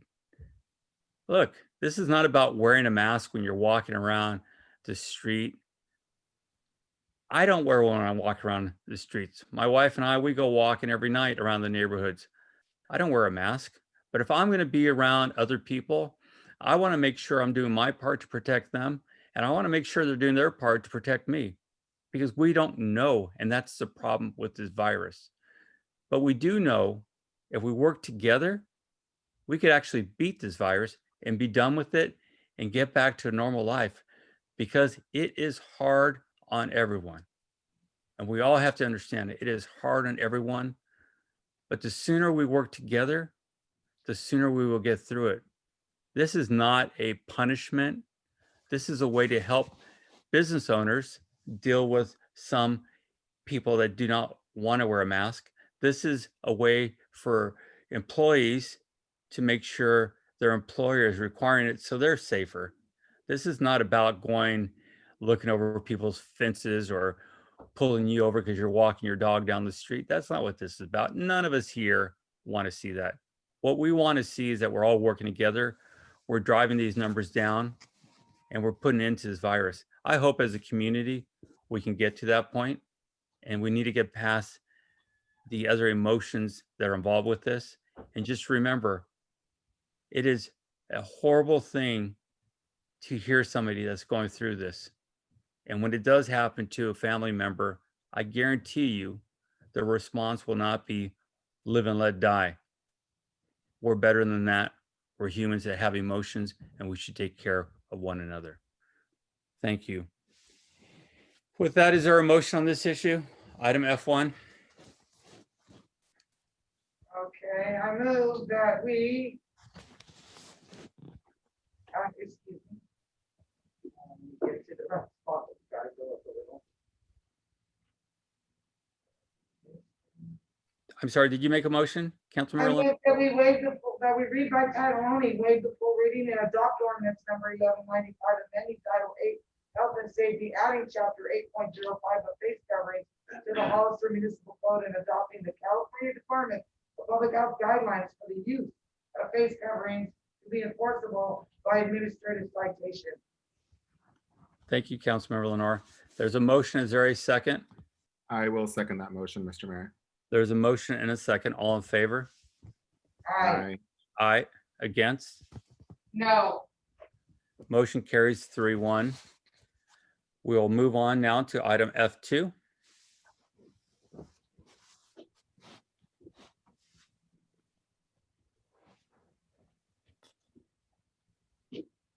Mr. Mayor, members of the City Council, item F2 is a request for the movement of monies from SLESF fund that was not spent last fiscal year, moved to this fiscal year, to be spent this year on the purchase of vehicles, which is what we traditionally have used the SLESF funds for.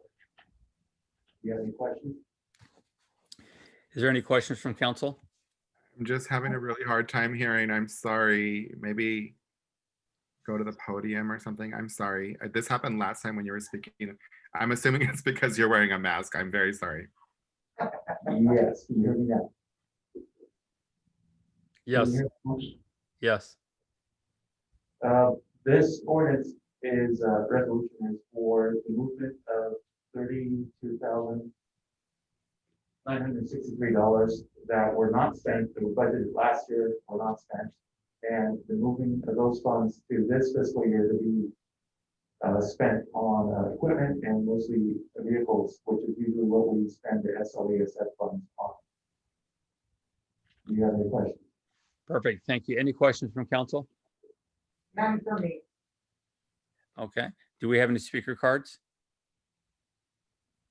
No speaker cards, Mr. Mayor? Is there a motion on this item? Could you give us just a moment?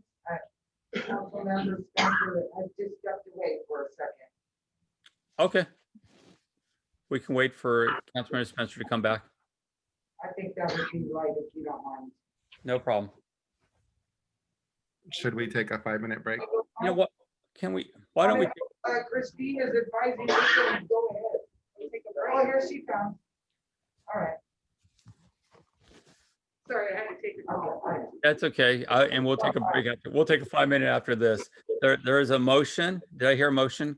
So I Councilman? move that we adopt resolution 2020-188 as presented. Okay, there's a motion. Is there a second? Second. Motion is second. All in favor? Aye. Aye. Motion carries. Why don't we take a 5-minute break? Sorry, Vice Mayor Spencer. But we'll take a 5-minute break now. Thank you.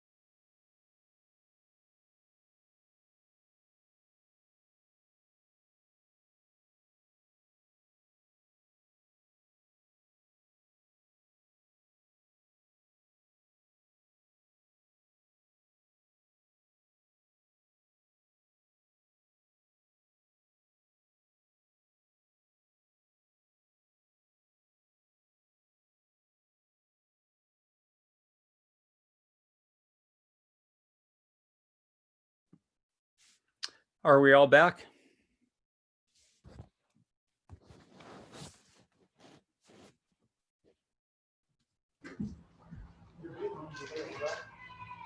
We're ready for Brett's coming. I'm back. Oh, thank you. We're on the next one. Okay, Mr. Mayor, we are at F3. We are ready. We're ready to go? All right, we're going to move to item F3. Thank you, Mr. Mayor, members of the council. This is Paul DeSilva, the IT director for the city. This item is to extend my appointment on the CMAP Board of Directors for an additional 12 months. Currently, we're working on reorganizing CMAP. We have a new executive director and some staffing that we're working on with the board. Along with renegotiating the franchise agreement, to cover pet services with CNAP and the 3 cities of Hollister, San Juan Bautista, and Gilroy. And I'd like to continue and finish those items out. And this also continues the annual stipend of $6,000 and also authorizes the city manager to appoint a future staff representative to replace me on the board next year. Thank you. Any questions from council? No. Okay. If I can say, you just do an awesome job, and I can't thank you enough for the work you do. Well, that too. Thank you. I appreciate it. Do we have any speaker cards? I have no speaker cards, Mr. Mayor, and I have no hands raised. Thank you. Is there a motion? I make a motion that we accept resolution number 2021-89, a resolution of the City Council of the City of Hollister authoring the City Council to extend the appointment of the Information Systems and Technology Director as staff representative to the Community Media and Access Partnership CMAP Board of Directors to serve term through October 2021, authorizing city manager to appoint future staff representative to the CMAP board and continue $6,000 paid annually to staff representative appointed for service on the CMAP board. It's kind of long, sorry. Blame it on the map. Right. Yeah, exactly. Okay, there's a motion. Is there a second? I second. Motion is second. All in favor? Hey. All right. Against? Motion carries. We'll move to item F4. Thank you, Mr. Mayor. Again, it's Paul DeSilva, the IT director for the city. This item is to implement a cybersecurity system for the city to help in preventing ransomware and breaches from happening on our network.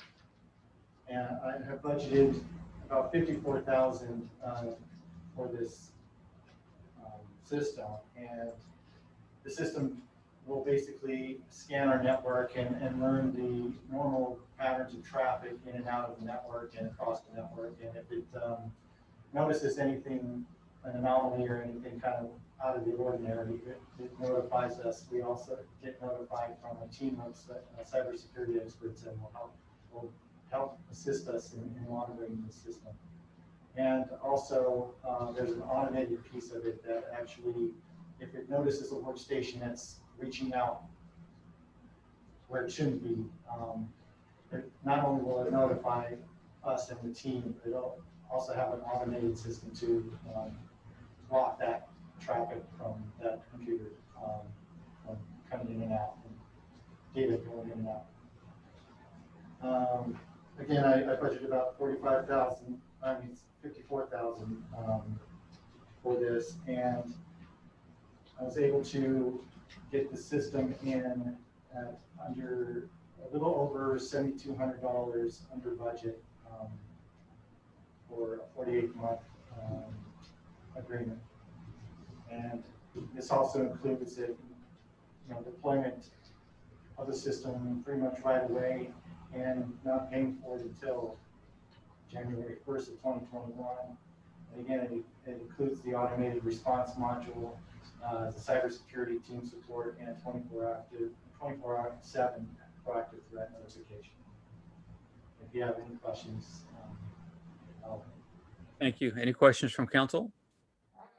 I'll just comment one short one. I always do like to see this spreading on the spreading out into the enterprise fund. So we get a good product and our 101 doesn't take the full direct hit. So I was glad to see the funding sources. Thank you, Paul. correct, it's split across funds See that. 101, 601, 620, and 660, which, general fund, airport, water and sewer, respectively. It's about 20,000 on general fund, about 6,000 in airport, and then a little over 10,000 in each in water. So, I like that when it happens like that. thank you. Thank you. Thank you. Any speaker cards? I have no speaker cards, Mr. Mayor. Any other comments or questions from council? Is there a motion? I make a motion that we accept resolution number 2020-190. That's all I'm doing. They'd like to see it done. There's a motion. Is there a second? Second. Motion and second. All in favor? Aye. All right, motion carries. We're going to move to I have a item. question. Go ahead, Are sir. they actually inside the building or are they outside? They're actually outside the building. Okay, thank you. Move to item F5.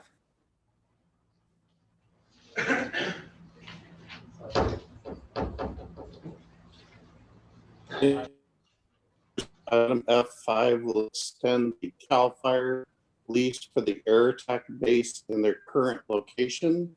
It also adds some square footage for a new helicopter pad for their new Black Hawk helicopter and fast tech ground team that will be being deployed from the helicopter. And it adds some storage area for the helicopter mechanic to store his equipment, tools, spare parts near the flight line. We made progress with the new base, and this is a gap measure until they can get the new base built. So it is not for a very period of time. Mike, this is Paul. Could you maybe try calling in on the phone or something? Because you're completely cutting out. And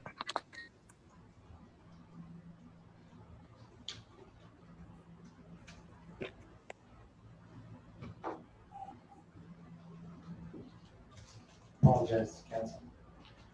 That's okay. The people need to be able to understand. And us. And us. And everybody online too. This connection just isn't here. Yeah.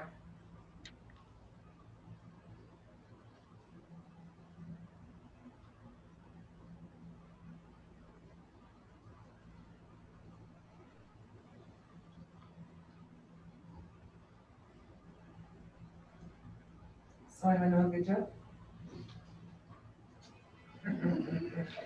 If my dad was here, he would have kept it entertained because it would have been R-rated. That's nothing anymore. He was ahead of his time.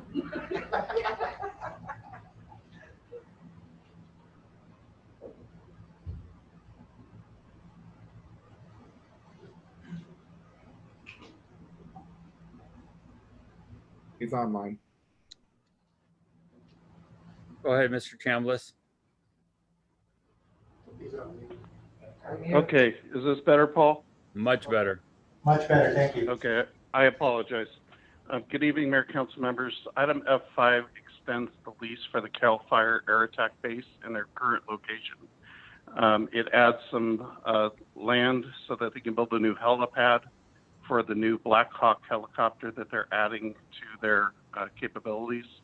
And it includes some storage space near the flight line so that they can store the spare parts, tools, and other equipment associated with that helicopter near the helicopter. We have made great progress with the new base, getting it constructed. It is now moving. But we do need to pass this as a gap measure so that they can continue to pay us rent at the current location until they can occupy their new location. Great, thank you for the update.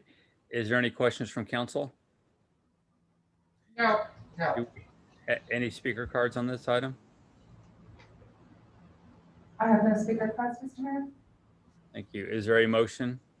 I make a motion that we accept resolution number 2020-191. There's a motion. Is there a second? Second. Motion and second. All in favor? Aye. Aye. Motion carries. Thank you, Mike. We'll now move to item F6. Staff is requesting that we pull item F6 due to the quick turnaround. There just simply wasn't enough time to get everything complete to meet the deadlines for the council meeting. Okay, is this, do we need to bring it back to date certain or just make a motion to table this item indefinitely? I would table it indefinitely at this point because we're waiting on feedback from the contractor on answers to some questions. And I don't have a timeline that he's going to give us that feedback. Thank you. City Attorney, would that be the correct motion? Yes, that's fine, Mr. Mayor. Is there any questions from council? Is there any speaker cards? I have no speaker cards, Mr. Mayor.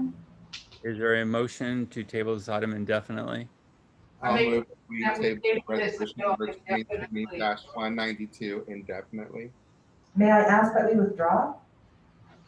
So that there's no vote? Okay, just a motion. We don't need a motion, just withdraw.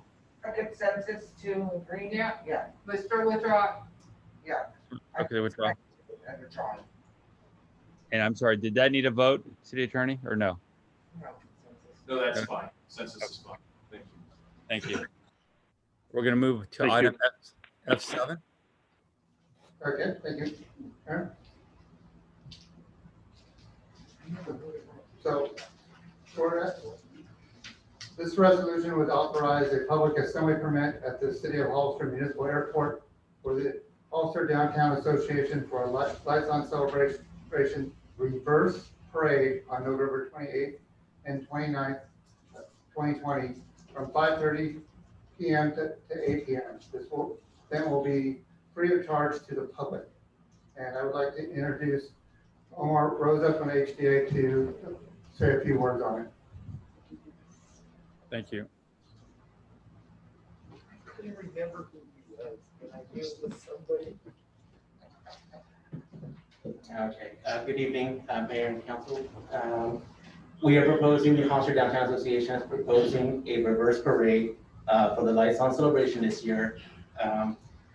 Fully understanding how hard this year has been for everyone, the Hollister Downtown Association would like to, knew it would be important to provide a proposal for a safe event for residents to end the year. In light of so many council gatherings this year, we propose the following as a way of still bringing our community together safely as we follow the state guidelines for social distancing. We propose to hold a reverse parade the weekend of November 28th and 29th, 2020, from 5:30 to 8 p.m. In place of our traditional downtown gathering, we propose an event for the parade entries, such as floats, vehicles, dancers, decorations, or stationery, and the attendees instead of watching the parade from the sidewalk, will drive through the designated area in a loop at the Hollister Municipal Airport and view the parade from the safety of their vehicles. All attendees will stay in their car.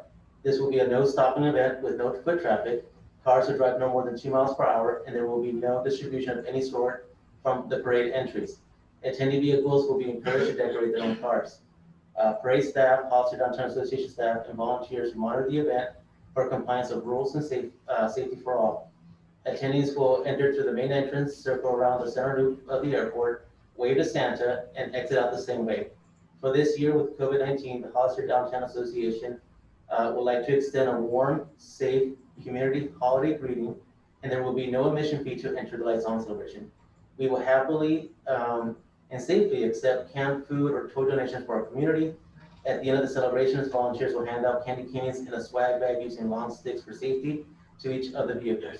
In addition, we will safely monitor tradition of the Decade Tree project, both at the Betts Plaza and the airport following social distancing guidelines.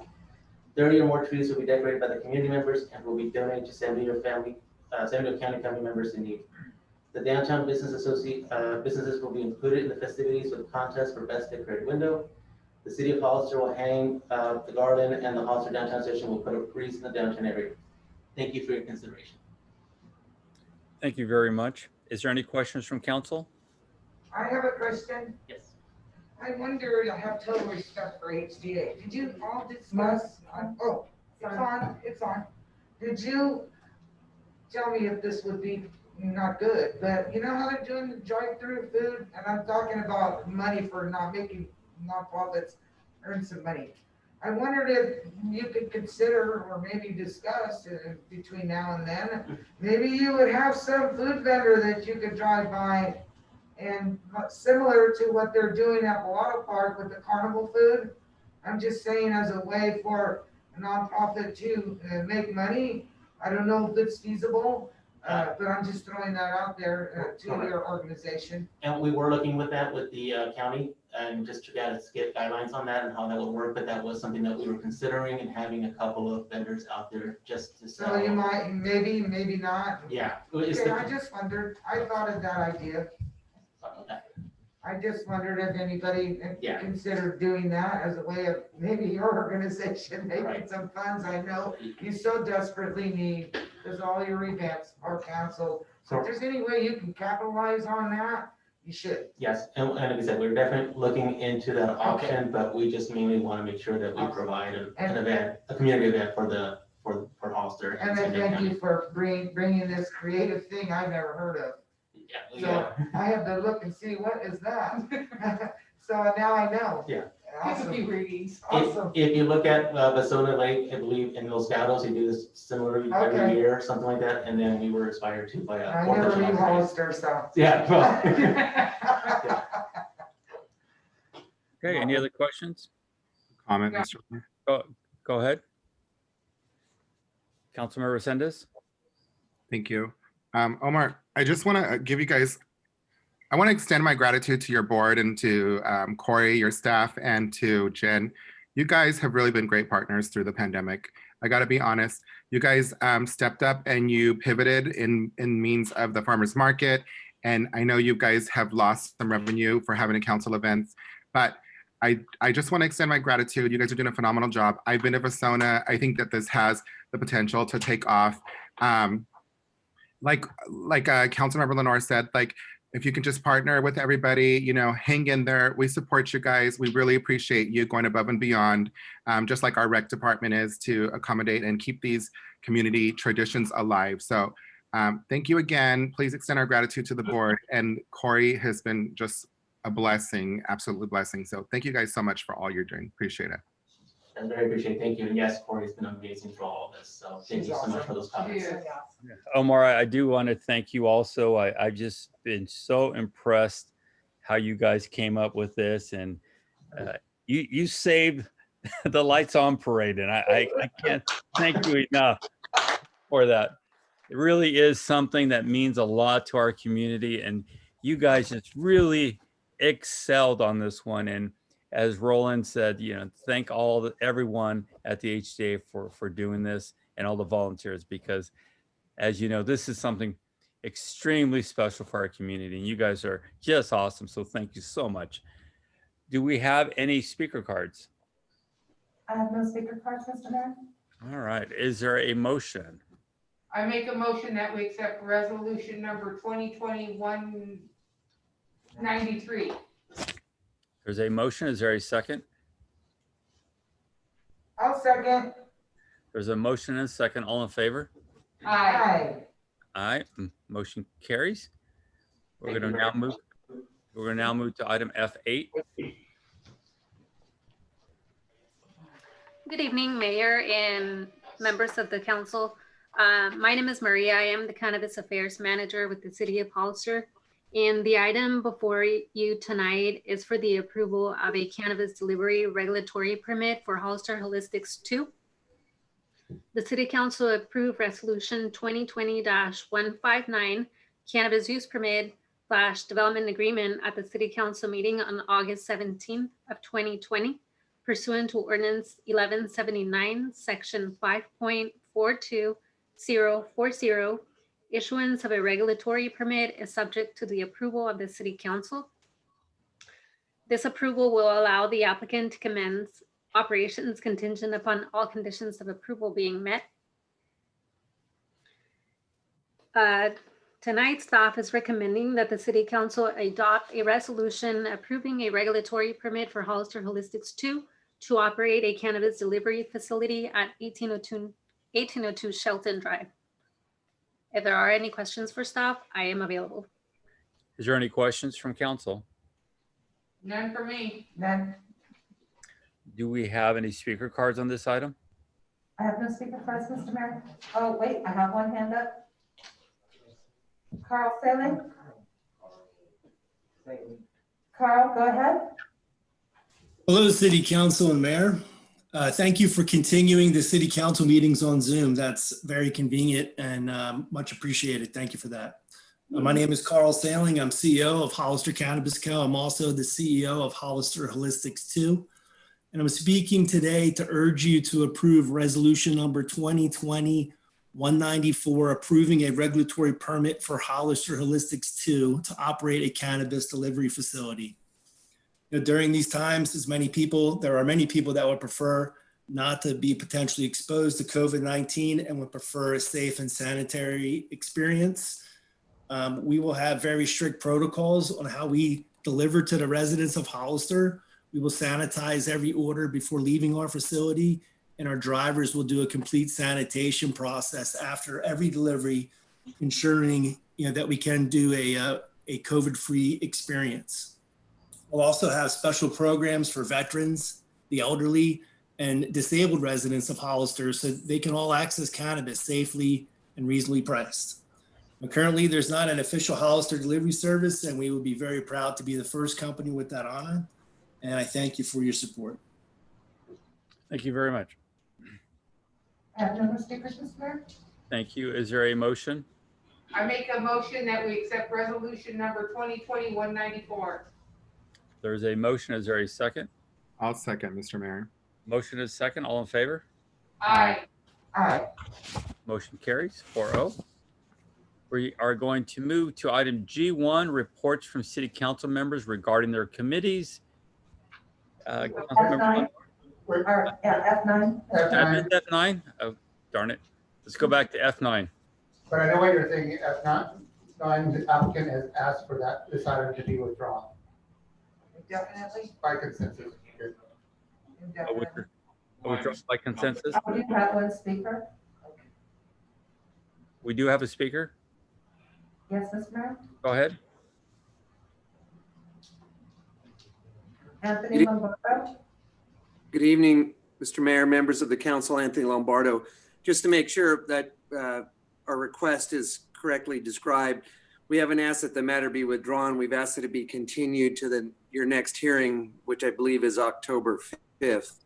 So that's what we would be requesting you do this evening. That's good to know. Very important information. Thank you, Mr. Lombardo. Do we have any other speakers? I have no speakers, Mr. Mayor. Thank you. Any comments or questions from council? Is there a motion? I'll move that we move resolution number 2020-195 to a date certain of October 5th. Thank you. There's a motion. Is there a second? Second. Motion and second. All in favor? Aye. Aye. Motion carries. Thank you. Thank you, Mr. Lombardo, for letting us know that. We'll move to item G1, reports from city council members regarding their committees. Councilmember Lenore? I do have a couple of reports, but I'm not quite finished preparing them. So if you'll allow me to address my two committee assignments of AMBAG and AAA at the next meeting, I will do that. Thank you. Absolutely. No problem. Vice Mayor Spencer? I have no reports from any of my committees. Thank you. Councilmember Resendez? I do have a report. As Mary Gilbert had stated earlier, COG went ahead and approved $241 million. Sorry, Mr. Mayor, if I'm stealing your thunder just a bit. No, go ahead. I didn't get to speak there very much, but I just want to share with everybody that, Highway 25 has been approved. It is going to be widened. I was really honored to be a part of COG the time that I've been sitting on there, but I think we really need to recognize all of the COG members, all of the staff, all of the previous councils, all of the city staff and county that's been working on it for years and years. I think it's one of the most monumental times or items that we have, especially during these times with all the frustration with the traffic and whatnot. So I'm very optimistic. I'm very honored and proud to be on the COG, but I just want to make sure that we share that with everybody that's been involved over the years, all the previous COG members and whatnot. So thank you. And that concludes my report. Thank you. I just want to expand on that. I do echo everything you're saying. This is the biggest project in San Benito County's history. And it has been a challenge to get this Highway 25 widened to 4 lanes. So I do want to start by thanking a few people early on that were there early and supporting this effort. That was Supervisor Jaime de la Cruz and Council Member Victor Gomez that worked hard with me to keep lobbying Caltrans, the other supervisors, council members, and eventually the public to believe in the need to widen Highway 25. It's no small task. It's a major project. All the early estimates of what it would cost were blown out of the water, and eventually the dream highway was closer to $350 million, which we do not have. So we worked to create a project through sessions with engineers, Caltrans. We spent quite a bit of time finding a way to make this thing happen. We finally came to a consensus of what we can do and keep it within the range where we can actually get the project done. That's a $241 million project. It's exciting.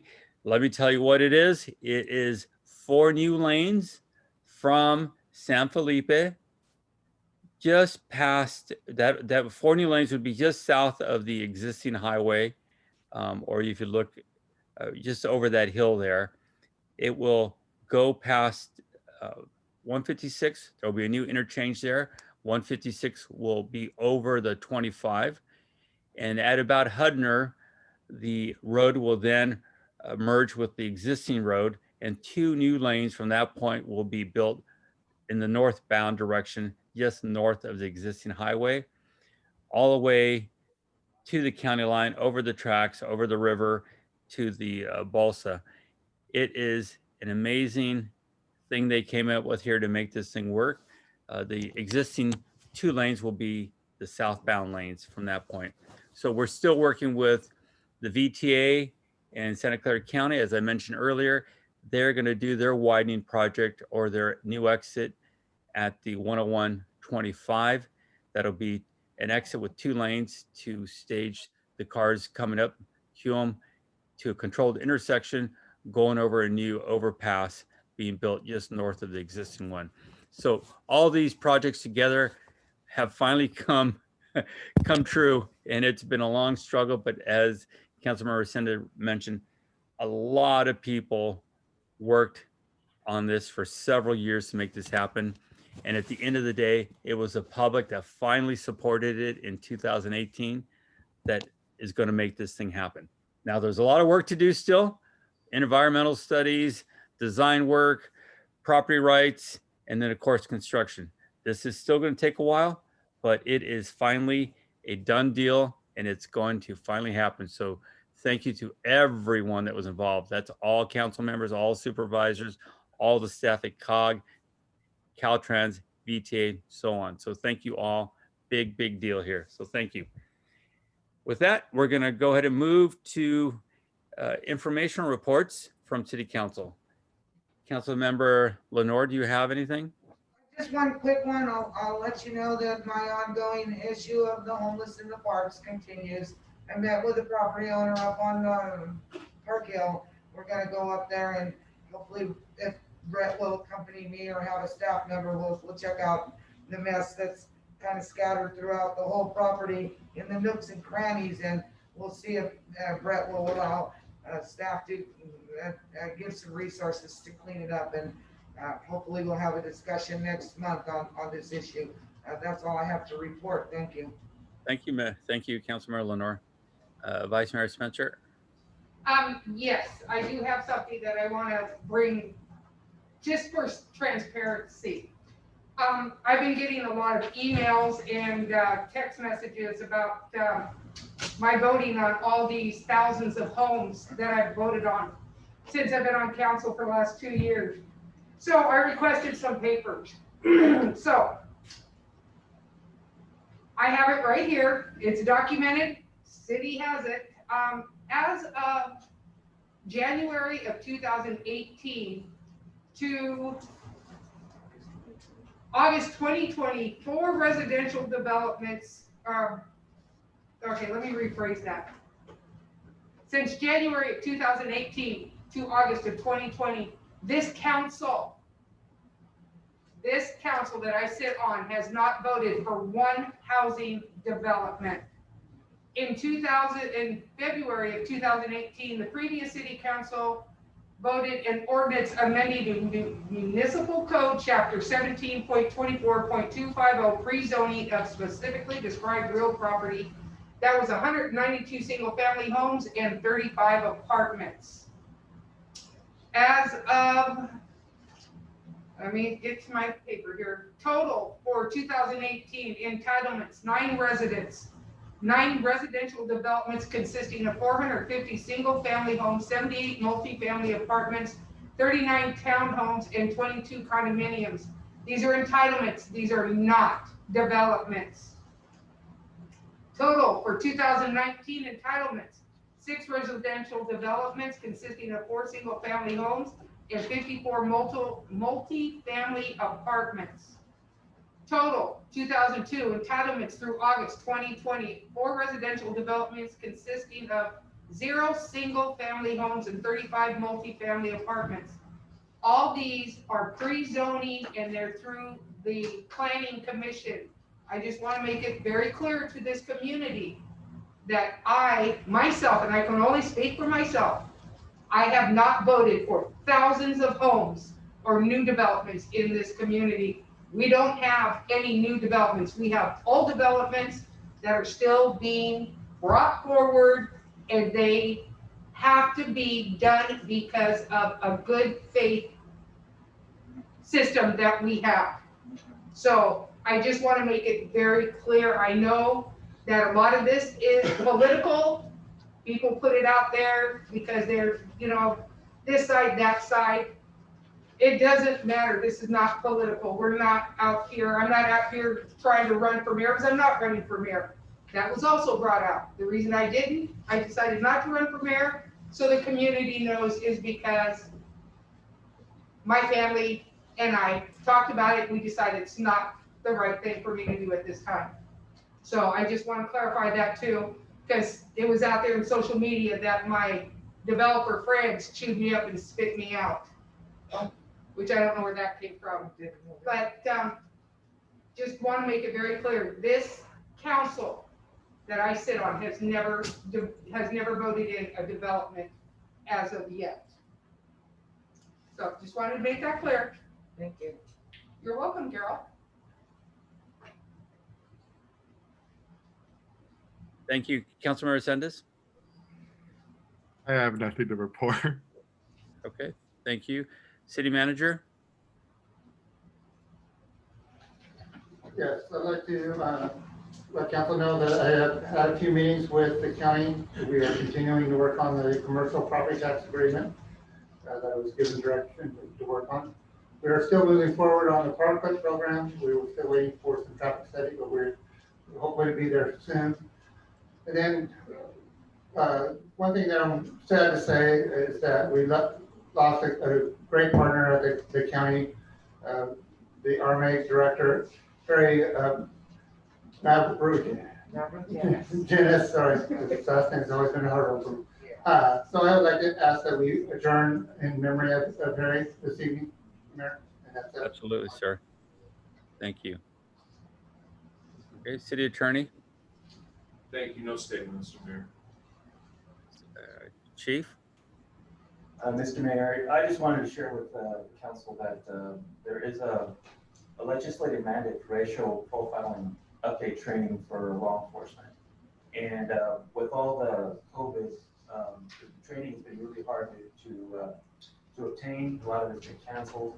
But Lieutenant Eric Olson, in his due diligence, contracted or discovered that the Los Angeles County Regional Training Center is offering that training. And actually this Friday, we're hosting a training here with surrounding police departments are going to also attend to satisfy this requirement for recognizing implicit bias. So we're going to be able to train almost the entire police department, and it's all for free. So I want to thank Lieutenant Olson for working on this. He's been working on this for over a month and a half. So satisfy all the requirements and stay up to date with the racial profiling updates that are required. So Great. Thanks to Lieutenant Olson. Thank you. Great job. Great job. City Clerk. I have nothing to report. Thank you. We'll move to item G3.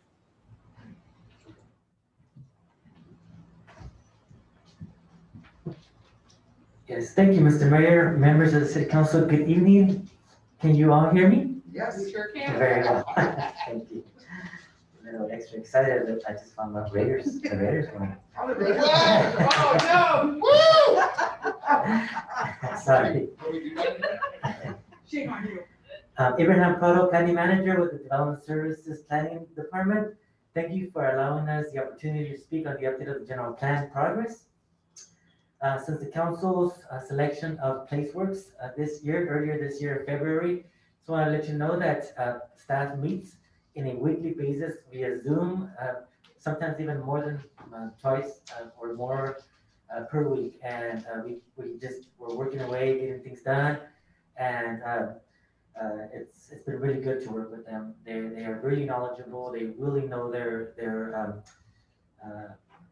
update of the general plan, statutes and policy. And so it's been really good working with them. As you know, the general plan update, the general plan policy is a community document for the community, by the community. And so it's very important that we gather a really good policy for the next 20 years for our precious community. As you know, this policy is going to be from 2023 to 2040. And so we're making headways, and I'm going to address a little bit about what we're doing so far. As you know, we did have the 4 visioning workshops from June through July, and very, very good feedback that we received. I touched upon it a little bit last month.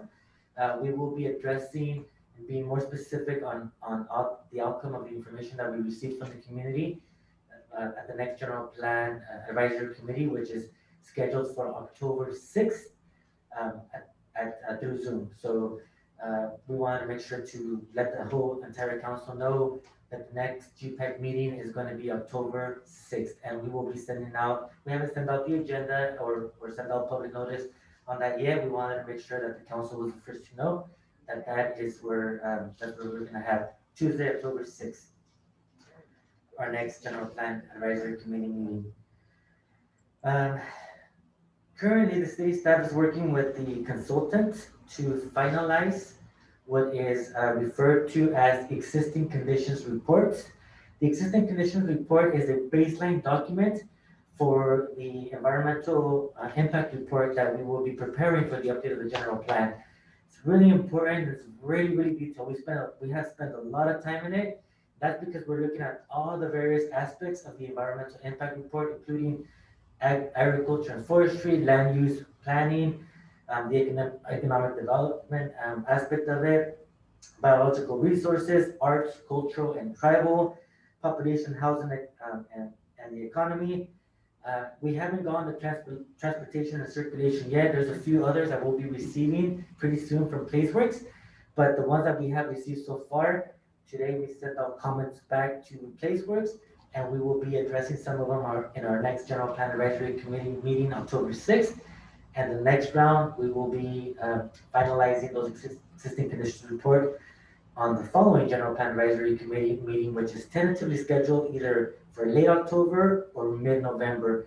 We are working with right now the GPAC and staff to try to finalize the day. Very important with Paul as well, since it's been very instrumental when it comes to making sure that we have our meetings through Zoom and so forth. So we will be setting those dates and we'll get back to you at that time. And so this is really, really important because with the existing conditions reports on all of these sections through CEQA, we are realizing what our existing local, state, and federal policy is, and what types of potential goals and policy we want to include for our document for the general plan, essentially. So really important that we get good feedback, and eventually this will be presented to you, council, for your direction as well. Just very simply, existing conditions report for ag and forestry. We'll talk about the policy in regards to converting existing farmland to other uses. And so therefore, we'll include the policy that we have today in regards to the State Department of Conservation, for example. And then we can look and see if we want to incorporate a policy as a local jurisdiction to, for example, if somebody wants to come in and do a development, and maybe have for a transfer development credits, say that if we are going to look into converting prime farm ag land, if that's an option, then maybe we can have the developer be able to reserve the same acreage of land or more in the county in perpetuity. That's what we see that other counties, cities have. We've actually done that in the past. It's not a policy that we have here in the city, but we've done that as practice. Other things that we can look at as well in regards to that. So it's really important that we analyze this, and we're working really diligently for this.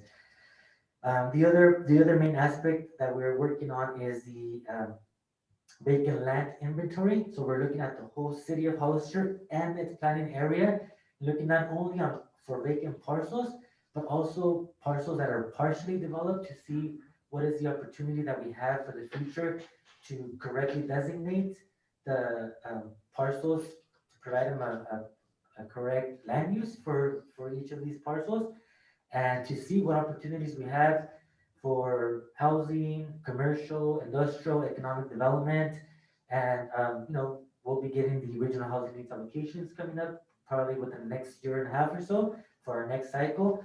So that should help us see where we can accommodate future growth potentially within the next few years. Those are the things that we have been really focusing on lately. This concludes the report. I would be glad to answer any questions if there are any questions, and I appreciate your attention to this matter. Thank you. Yeah, thank you for the update. Is there any questions from council? One little quick one. I wondered, Abraham, are you taking advantage of the new, is it Senate bill or Assembly bill that passed and saying that you're able to rehabilitate defunct little strip centers or large stores that are no longer in business? There's the whole opening up of rezoning, replanning and rezoning of defunct commercial centers. So hopefully you guys will align yourself. I believe that passed the appropriations and everything. It's probably gonna be available to us. Maybe your consultant will research that. They probably already know about it, but it would be a great tool to study. Thank you, Councilmember. And it sounds like a redevelopment type of potential law document. So they're giving you a way to do it if you're interested. Absolutely. Thank you for that. Okay, any other questions? Do we have any speaker cards? I have no speaker cards, Mr. Mayor. Okay, well, thank you very much, Abraham. Thank you. Thank you so much. Thank you, Abraham. You're welcome. And your whole department. Yes. Thank you. For HIJK, there is no business, so we're gonna like to ask to adjourn in the memory of Harry Manageris. Last time I spoke with Harry was on Thursday night as we were approving Highway 25. And for those of you that don't know, Harry was very involved in the project, brought in a lot of ideas, sat with me for several days as we worked with the engineers. And I think all of us together really made that difference. And I really wanted to send out my condolences to his family. Very good man, and we're going to miss him. With that, is there a motion to adjourn? Make a motion. I move that we, okay, I was gonna expand on it a little. Go ahead. Go ahead. I move that we adjourn this meeting in memory of the San Benito County's Resource Management Agency Director, Harry Mavrogenis. There's a motion. Is there a second? Second. Motion is second. All in favor? Aye. Aye. Motion carries. Thank you, everyone, and good night. Night, everybody. Thank you. We didn't even